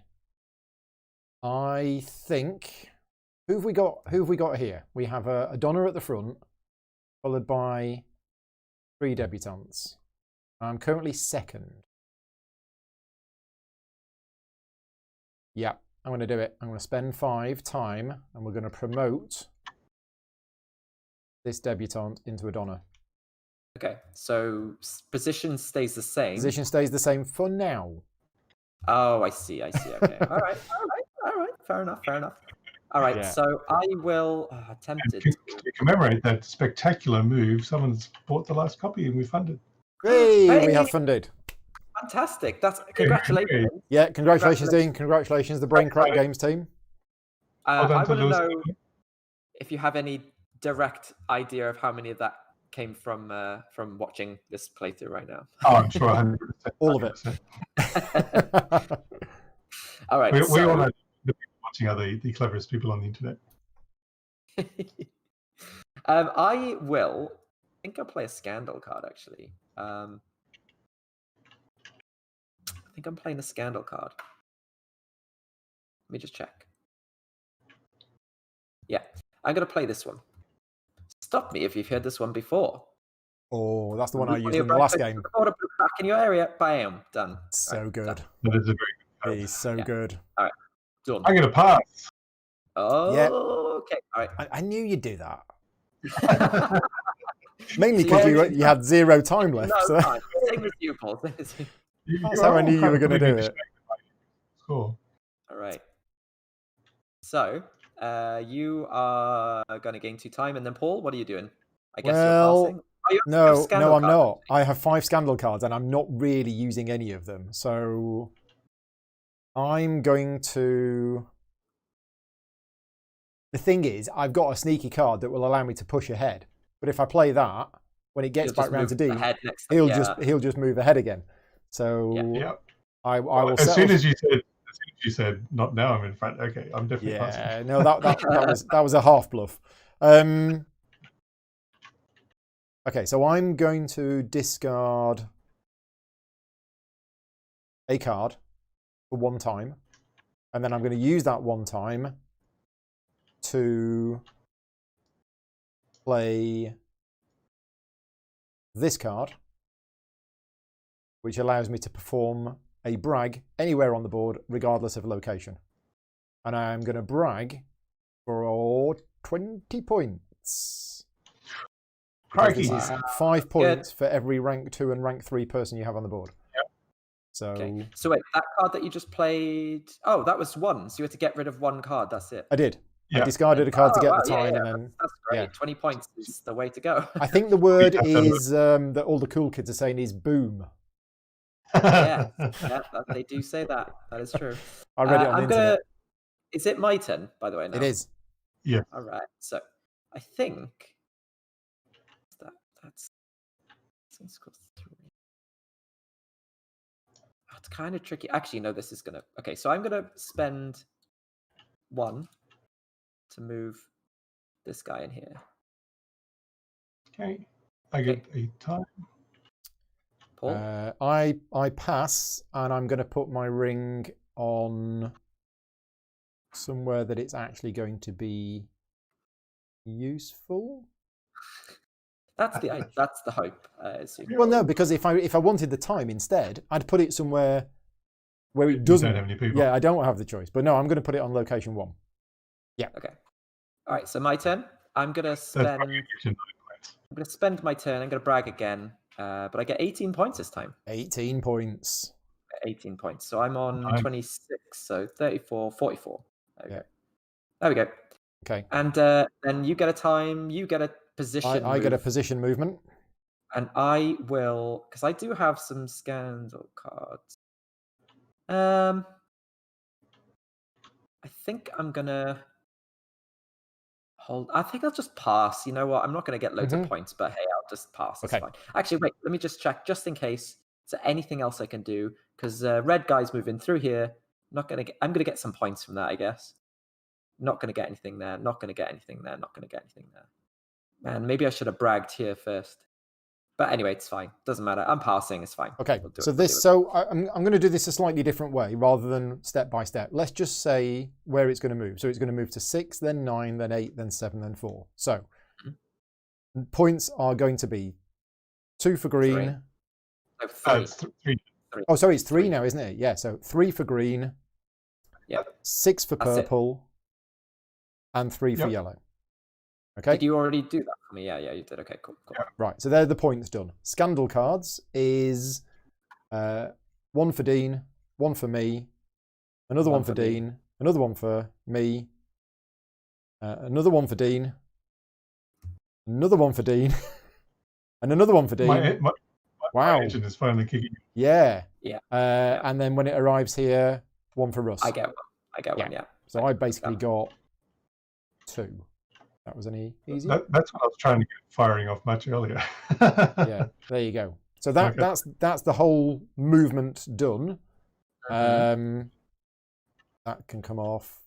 That can come off and is not needed now. He's done. Arrived at final location, and then we do the scoring. So it's basically based on the positions. So it's 13 plus 6 for Dean. So Dean gets 19. Yep. I get 9. I get Russ, 7. You get 7. So 47, 54. Okay, fine. There we go. Right. 29 to 38. Not too shabby. Now, we're going to leave this. This stays on the board still, even though it's not moving again. Because you can still give gifts. Yeah. Okay, that can come off. That moves round. Well, you don't even have to move it round. You just keep it there because you're not going to add anything else. Oh, that's true. I've moved it round. We best not move it round again. Yeah, because it will push the tokens off. But we pass the first player token over. First player token. No new time tokens. Nothing else. So yeah, we just now gain time and we begin the next round. So we'll gain 4 time. 4. Oh, that's not good. I know. Although I do have 5 cards in hand, so I'm going to spend 1 time to wander over here. He's moving. And who's scoring? It's the lady, isn't it? Fantasima. Right. Okay. Now I'm already at the front of that queue, so I'm going to get the 15 for that. And unless anybody's got any shenanigans, they can't push me off. Where is she at the moment? Is here. Well, she's here. Yeah, I think. Is that right? Yeah, that's right. Yeah. So she's going to be going all the way around. To there. So I think, let's spend 4. And let's put another one of these guys on. There you go. Done. Okay. Oh, I see. And then pass. Okay. I'm going to move. Maybe. I'm going to move my pal over here into here, I think, for free. Yeah. Going to move her into that. There we go. Actually, no time. I'll move this way down here. Okay. So, do I pass or do I throw some cards away? For points. Let's have a look at the bragging. I haven't bragged here, and that's actually rubbish for me. I haven't bragged here. Actually, that's not 6 points for 1 time. Gifts, I've not really done much in the gifts. I've already bragged here. I've only got 1 bragging marker left, so yeah, it's not much use. Let's look at people on the board. So the pink one is going to move to here, and then the blue one. So this one up here, this marker is actually doing nothing whatsoever now, and won't do anything for the rest of the game. This one is also not doing anything, and won't do anything for the rest of the game. So I think what I'm going to do is, have I got this card? I do. Oh, but it's super expensive. Super expensive. But I think I'm going to do it. I am going to throw away 1, 2, 3 cards. Yeah. To get 3 time to play this. I gladly pave the roads on which you will. Move 1 or 2 of our family members 1 to 3 spaces each. Okay, so this one is moving. Oh, this is a very nice path. I suggest you come this way. Well, I've heard stories about this guy, but it can't be repeated. Well, you definitely don't want to go this way. These people just badly behave. Definitely don't want to go that way. But you can move 3 spaces. You could go 1. Where are you trying to get to here? Well, I'm not Yeah, it really depends where sure. you're trying to go, really. The thing Look is, at the when you look fancy at town. who's here, Oh, you want to go down here? I see. I'd end up so you here. could go 1 to 3. So it's only, if I do end up there, it's 4 points. If you go from here, here, and here, and here, you're only giving away 2 points as opposed to 4 any of the other routes. Well, no, because I think I'm going to go here. Oh, okay, fine. This is the space that actually gets me a few points. Yeah, fair enough, yeah. So yeah, I think I am going to go via this guy, despite the rumours about him. Ching. Go here. So you're going to go and give him 2 points, yeah? I gave him 2 points. Yep. Right, my second family member that's moving is going to be...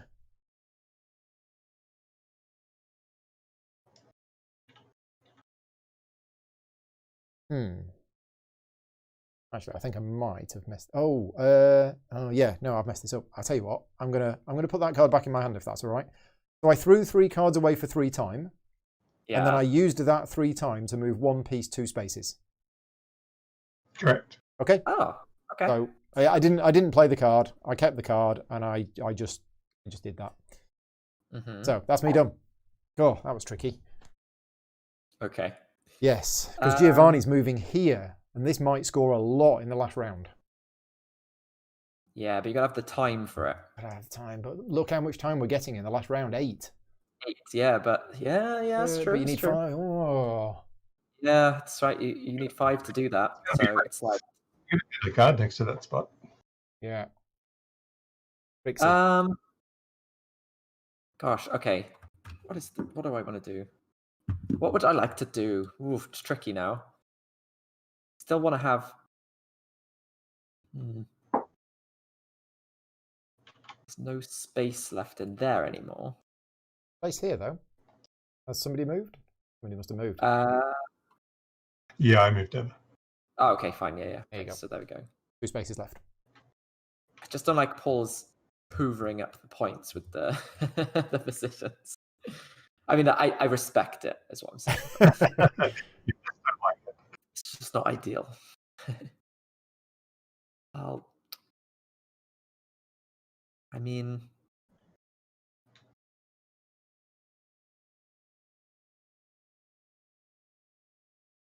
let's have a think about this. We're at the counting part of the game now. Yeah. It's not. So I don't know how many points I'll get for that. But I do think it might be worth.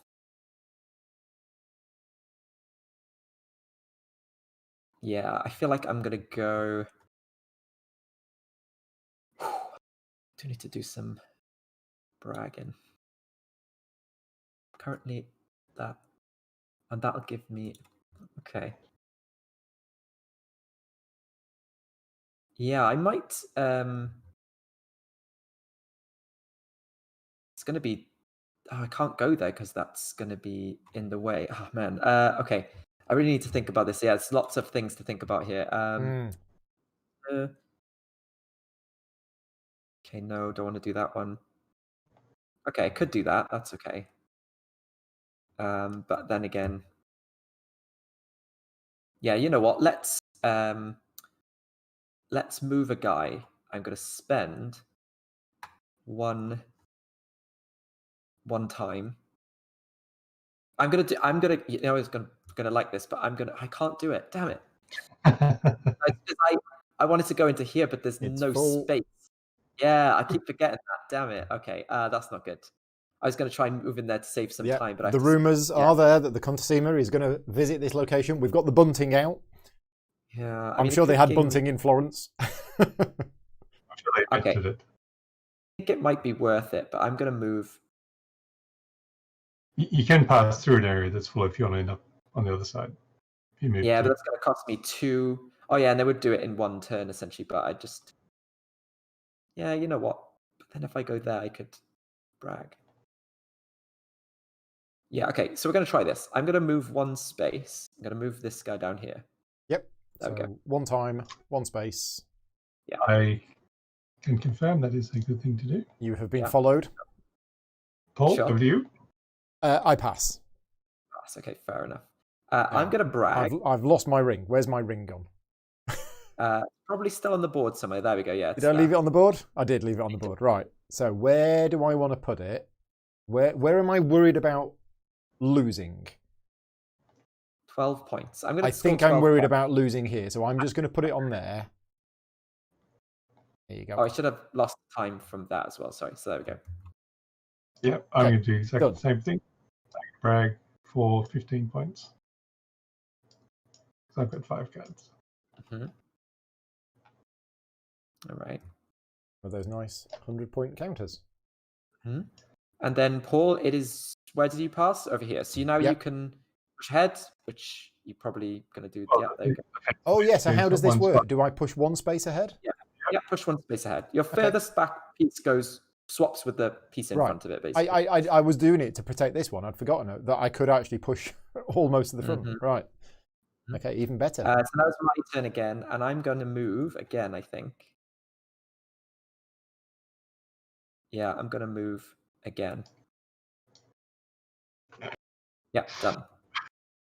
Yep, I'm following you around the board. And I will push ahead a bit more while you guys are running around the city.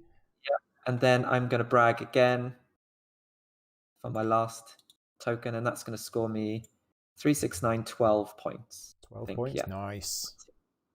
I've still got one more brag I need to do. I haven't quite worked out which one.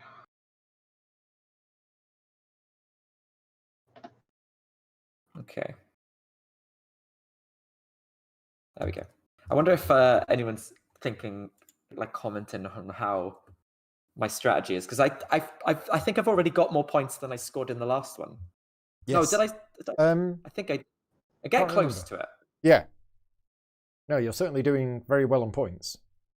Yeah, definitely feel I grasp it, but I still think your strategy of having position in this is very good. I think that's a very good strategy. Trying to kick you out of these places, and you keep wandering back. Yeah. Yeah, I'm nothing if not stubborn.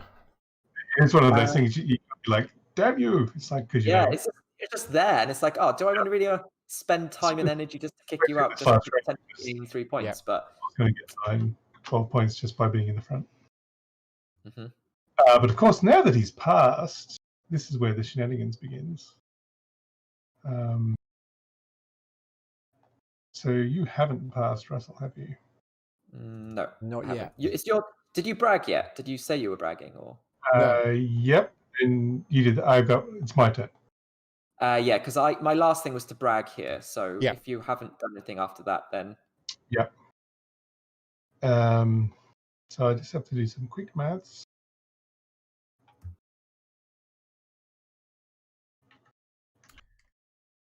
So while Dean's adding up, mm-hmm. I'll tell you the funny story about when I was on holiday. I'll stop telling the story as soon as you're ready, Dean. So me and Vicky went on holiday. I've got 2 funny stories, actually. And we stayed in this hotel, which was in the hills just north of Florence, okay? And we hired a car, and we spent about a week in this hotel, but we drove around, and we went to all of the different places. And it was about half an hour's drive away from Florence.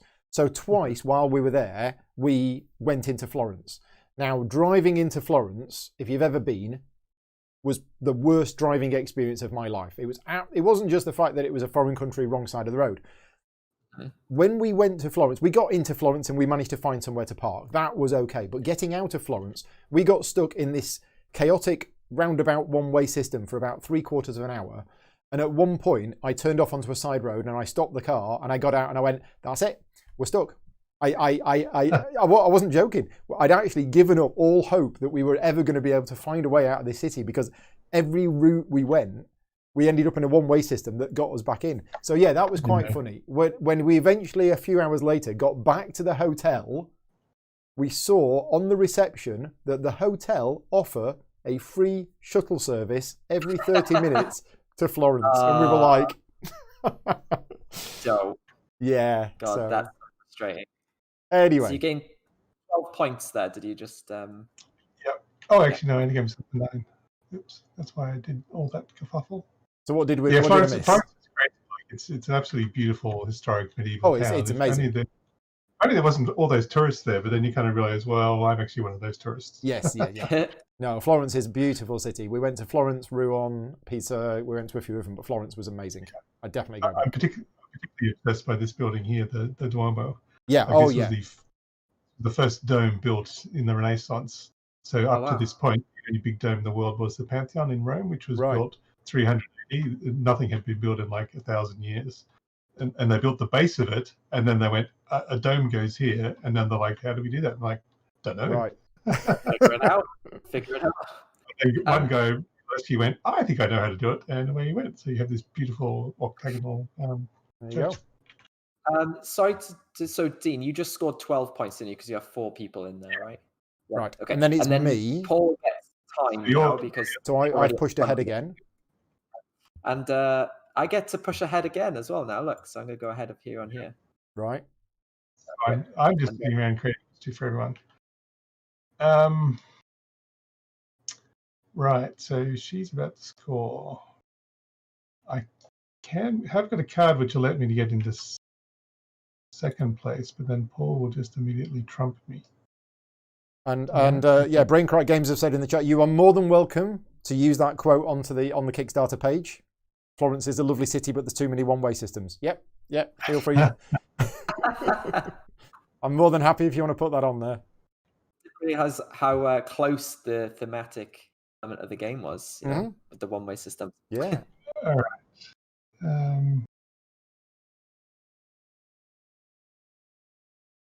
Right, I'm going to play this card for one time. Let's do a brag, and I do my last brag up here. Oh, yes, that's going to give you 18 points. 18 points. Right, back to me. I can't push ahead anymore, so I get a time. And I get a time now. Thank you very much. And then what are you going to do there, Dean? I'll be my maximum annoying self. I'll put my last guard down. The guard is already there. Interesting. Because after we score this, we're all going to be coming running down here. So obviously you're all going to avoid going through my man. If I put 2 down, then it will be galore. It's what you hoped, right? Points galore. So probably here would be the most annoying spot. Well, surely there is better than though if they're coming into the space. Right. Because Paul might, sneak somebody in there. Yeah, might do. Yeah. Okay, back to me. I get another time. Rush, you get another time. Get another time. And then I will finally pass. Okay. Hey, right. Okay. She's moving. Are you going to do your fancy scoring way again? No, it didn't work. It was more complicated. I thought it would be easier. So, one at a time. Points for me for being 3 points for green. And yellow gets a scandal. Dean gets a scandal card. Paul gets 3 points, and Dean gets 2 scandal cards. Which I guess one of them turns into time. I guess. Yes. Right. You've got 6 cards there now. So you can gain an extra time. Meanwhile, while you're sorting that out, go over here. Paul gets 3 points, and I get a scandal card from this lady. And moving on up, Paul gets another 3 points, and Dean gets another scandal. Time, I should say. Dean gets yep. Well, I can get the card and then I might swap it, so we have to reshuffle. Okay, so you are currently sorting out this space here, right? I've done that. I tracked the card. Okay, fine. Now I get one more card. I can take one of them. Yep. And then her final location. Give it away, but you get a time for it, right? Yeah, correct. Yeah, cool. It's another 3 for me. Yeah. The scandal card for Eurus. Yeah, good. I think that brings me up to 5, so I will just get a time. Okay. And then scoring. So I get the first 2 positions, and I am eligible because they are worthy people, so I get 26 points. Good. It's good. Getting too close for me, for my liking. There you go. Russell, you are 3rd and 5th. So you get 12 points. And Dean gets 6. Have you got your 6? You do. Right. Okay, that final is the end of the round. So I'm going to move it on, even though you're not supposed to. There you go. And so we all get 8 time. Look, we're all up to very close to the top here. And Paul, you are first player for this last round. So yeah, very different final round than our previous game this afternoon, where 2 players had 2 time. Okay, so where is he? He's there. Giovanni is here, and he's going to be going to there. So I might leave this one here. Mm-hmm. Although, with 3 time, you can move 2 people, can't you? Mm-hmm. 2 people once. Yeah. Yeah, this looks quite good. So I will spend 3 time. Do not like. And move 2 people once. I get 2 points. You get 2 points because of this. And then that one ends up in first position, actually. Okay. Done. Okay. All right. Yeah. So That's I will right. be Happy with that. moving. I will be moving. So let's move. I mean, I'm just going to give you some points, I think, dude. Dean. I'm going to move my debut. Sorry, Donna. So 2 points for you, and 1 time that costs me, and it moves up to the second position actually. Yeah. So let's move these all down. There we go. So this one is the majority. So it's currently 3-2. Yeah. Mm-hmm. Maybe some card shenanigans at play. Curses to all of you.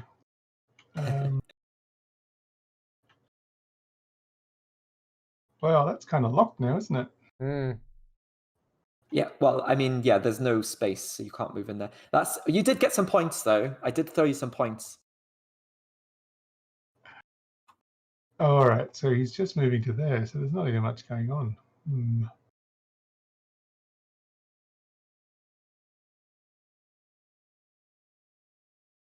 So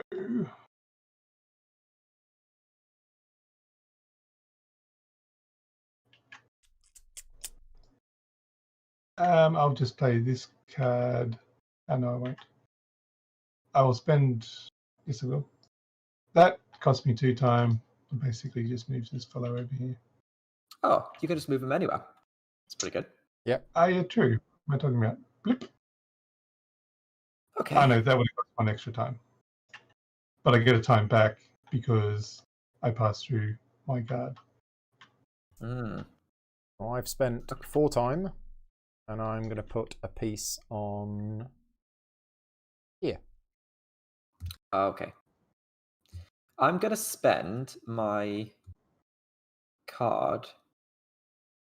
Oh, hang on. I'm just looking at. Yeah, I'm not going to put it there. I'm going to put it here. Where are you putting it? Here, in the middle. Okay. All right, cool. Actually, it's a little bit further than... Okay. I'm going to spend this card here, which is... Let me just check it's the right one. Yeah. So move 2 of your family members 1 to 3 spaces each. So I'm going to spend 2 time. And I'm going to move this guy over... It's not, I mean, doesn't... Oh, actually, I'll just... Yeah, I don't think it makes any difference, but I'll move that one there. And this doesn't count. When you do a scandal action, it doesn't count. You don't get a reduction in movement, do you? From guards, as guides. What card did you play? I played the I don't think this so, one. no. I think that generally it does apply. Anytime you cross one of your guards, you effectively get a time. Oh my god. Amazing. Okay, well, I'll take my 2 time back then. Yeah. I'm going to move this one over here as well. It's the last round shuffle. I'm going to move this fellow over here. Sweet. Well, I've got a brag left, so I'm going to play it. So it goes on the bottom space, but I get 3 points for every thing. Isn't that? So it's 12. Yeah. So 3, 6, 9. No, 9. I got 3 here. Oh, you're purple. Sorry. Yeah. I'm purple. Sorry. I thought Yep. for yellow. Sorry, completely bad. Because right. I was orange or yellow in the last You were in round, the last and game. thinking of me as that color. Sorry. Right. Okay. That's me done. You're done, aren't you? It's my turn. My turn. Okay. Yes, I will. I will. I think maybe I'll promote. Maybe I'll promote. Just to get some thingy. Actually, if I'd moved up to here, that would have been. Oh, it doesn't matter because they're not going to score it anyway. So I could have moved down there, but that's no point in doing that. Okay, I'm gonna bring someone on the board. I'm gonna spend 4. So 1, 2, 3, 4 to bring this person into here. Mm-hmm. There we go. I'm just going to spend 1 time to move this guy down here. And I'm going to pass. Okay. I'm gonna pass. Okay, cool. All right. Because every 2 time you have at the end of the game is worth 1 point. That's correct. I don't really. This doesn't really matter because this area is not based on ordering of pieces at all, is it? No. It only is a tiebreaker. Oh, in which case. It is, yeah. So, but then you're already the most. I see what you mean. Yeah. Yeah, but that might head of change. the queue, but yeah. No, in fact, will it change? It might. I'm going to put it there anyway. All right. Yeah. All right. I'll play this card. And that's me out. If he's got to go. Thank you for joining in. I'm going to play this card. Sorry, Paul. Yeah, that's all right. What does it do? Basically allows me to swap family member with a lower ranked piece at an adjacent location. I assume that means other players. Yeah. So I'm going to move my. I'm going to move this character over here and say goodbye to Paul. That's shocking. It is quite mean. It is quite mean. But it's the way to win. This is not like nice, fancy, friendly Florence people, is it? I thought this was a cooperative game. Oh, I've been getting all this wrong. Yeah, I mean that card is quite the card, you must admit. It is quite a card. What does it say on it? Yeah, I mean, you can do fun things like this. Whose Always card send is your that? best. I just played it to kick you out, so now you're coming last. Hang on a minute. What's going on here? Wow. All right. Well, I don't have one of those cards, so I'll have a time instead. Right. So I've got. I've got. How much time do I need to do that? I need 5 times. So I'm definitely not going to. I think I have to pass. I think I have to pass at this point. But let's pass here. Fine. All right. I had things to do. So 1 time I'm going to move this fellow down here. So you're at maximum, Paul, so you just get a time? Yep. Russell, you get to start moving up that queue. Yep. I mean, it doesn't... Oh, yeah, I should have done it where I got time, really, shouldn't I? Yeah. Oh, well, it doesn't matter. I'll then spend another time to wander this guy down here. Okay. I get another time. Yeah, I'm a fool for not thinking about that, but well. Like that. Okay, back to you again, Dean. Where else do I need to be? 1, 4. I'll hire this fellow.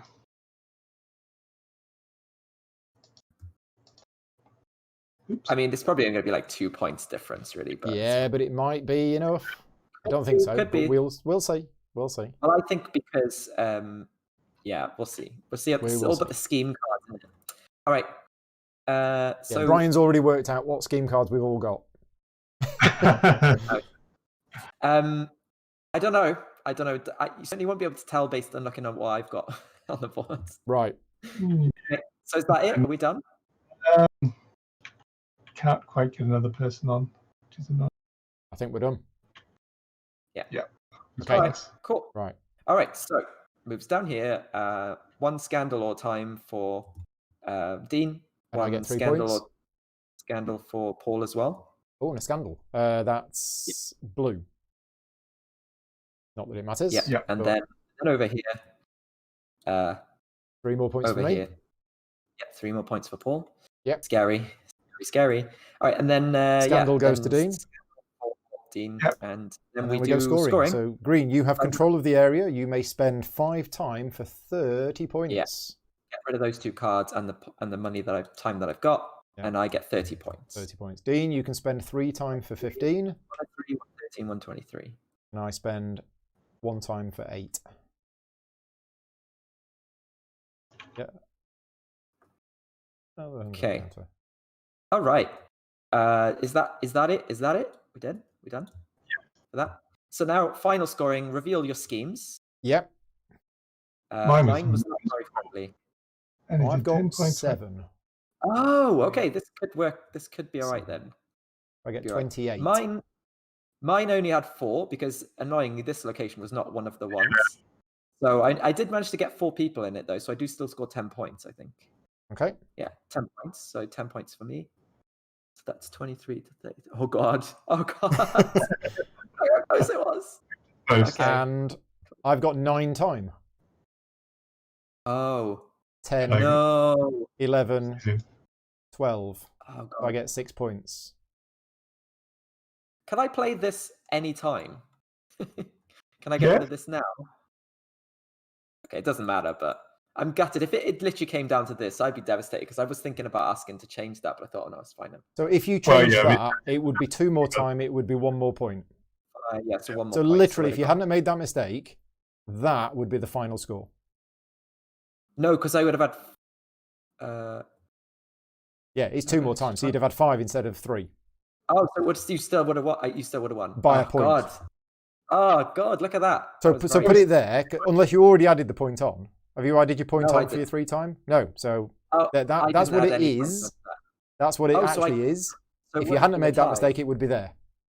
You only got two extra time. Yeah.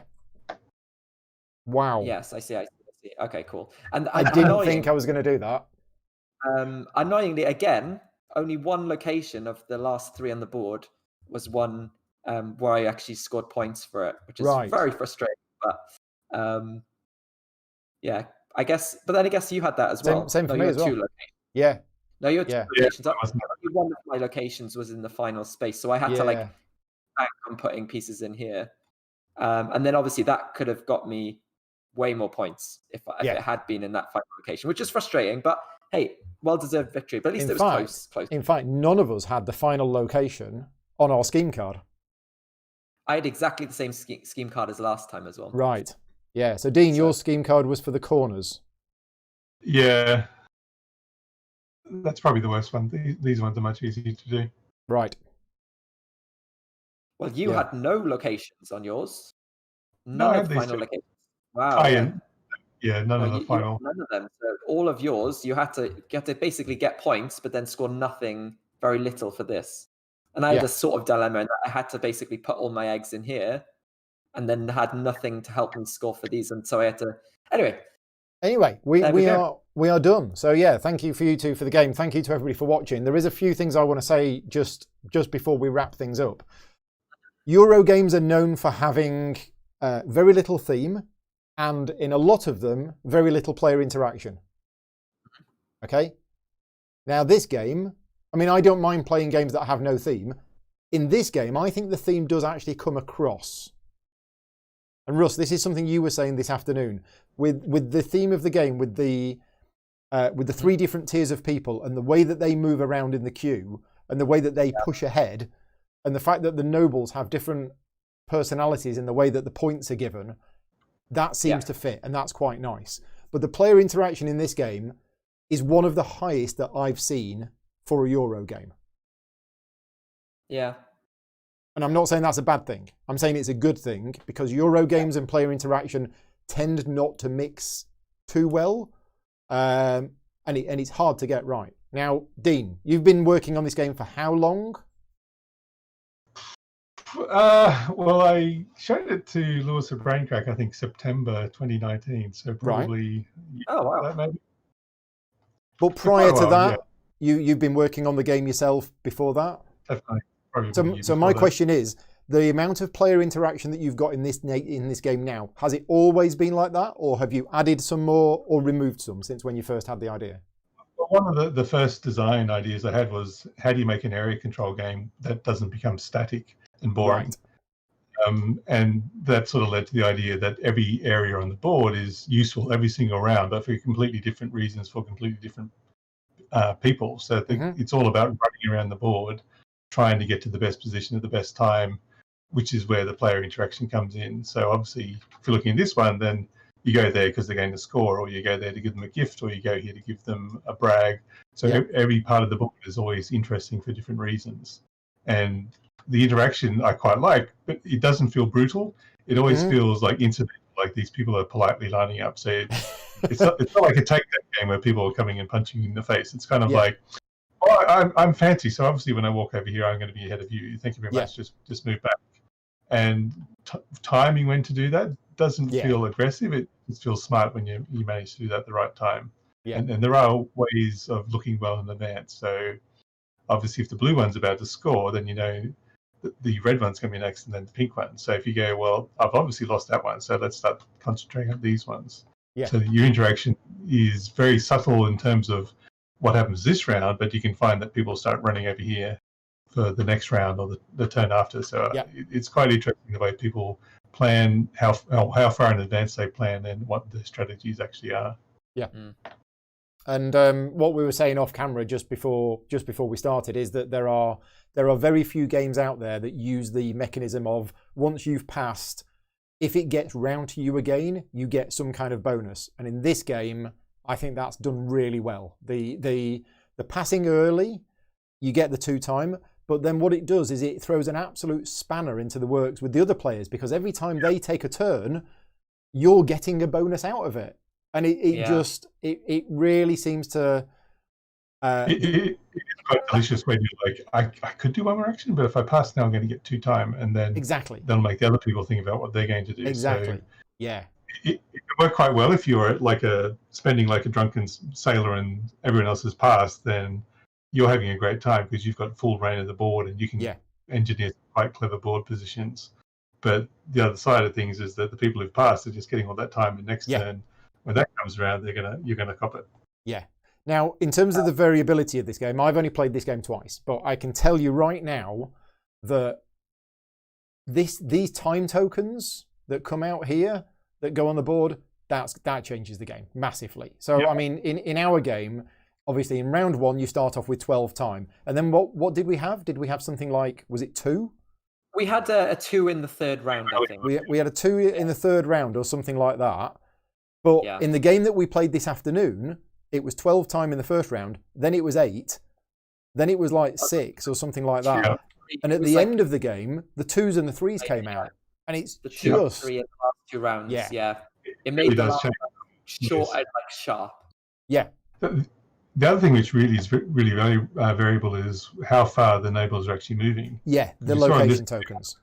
Yeah, the first round they're all just moving 1, but obviously if red is going to go all the way around there, then every single one of these territories is going to give out points. They're going to give out cards. Yeah. So if all the nobles are moving long distances, then the game again feels really different because all of a sudden you have all these scandal cards and you're getting lots of points for being in the prime position. So it really changes how the game feels. Yeah. Yeah. So I think, and a lot of people ask about replayability, variability, and things like that. And that's, it's a very reactive game, but reacting to what you know is going to happen over the next 3 rounds. And that's the thing. If you only saw the current round and you didn't know what was going to happen next round, it would feel just too chaotic. But the fact that you can see the next two rounds ahead, I was planning for not just 1 round, but 2 rounds ahead. Yeah, and also because you see somebody getting a little bit of an edge this round, you're like, okay, so maybe I won't focus so much on this, but I'll try and get a head start on the next round or the round after that. I like that. And another thing I was going to say is I tend to really like games. I tend to be really drawn to games where I feel like the mechanisms and the setting kind of vibe, because I kind of understand the mechanisms much better once I know what the theme of it is. So the jostling position in the queues, I was like, as a British person, obviously predisposed to be very understanding of how queues work. So I really liked that. And I felt that it works really well together. And there's not many games that do that right, but this one felt like it did that bit very well. So. Yeah, definitely. That's definitely something I think Lewis was attracted to from Braincrack when we signed it. And I think he's worked really hard with Dan May as well to sort of bring that theme out. Originally, these scandal cards were just tokens that you turned in for time, but they had the genius idea of making them these sort of very interesting power cards. So I Yeah. think that works really well. Yeah, because again, you can then thematically tie the abilities to the characters to bring more flavour to the game. So, and that again is another strategy you can pursue, because even if you just use these for time, I think Russell, you did that very well this game. You got in early with a few strategic brags, put down a few spies, and you were just getting a regular income of cards, which really, really helped. So that was good to see. yeah, cool. Well, thoroughly enjoyable. Thank you very much to you two. Thank you, Russell, for teaching me how to play this afternoon, and yeah, thank you, Dean. So yeah, let's wrap things up. Thank you very much to everybody for watching. Hope you found this useful. The idea of this video was to show you a playthrough of the game. Obviously, hopefully you were entertained watching it. We certainly had fun. But yeah, the idea of this video is to see if it's the kind of game that you like. During this video, as it was going live, it has funded, and stretch goals will be announced, I believe, tomorrow. I think Braincracker saying, cool. Right, we're all done. So yeah, thank you very much to you two for joining me. Thank you to everybody else, and we will say good night. Cheers all. Bye. Thanks.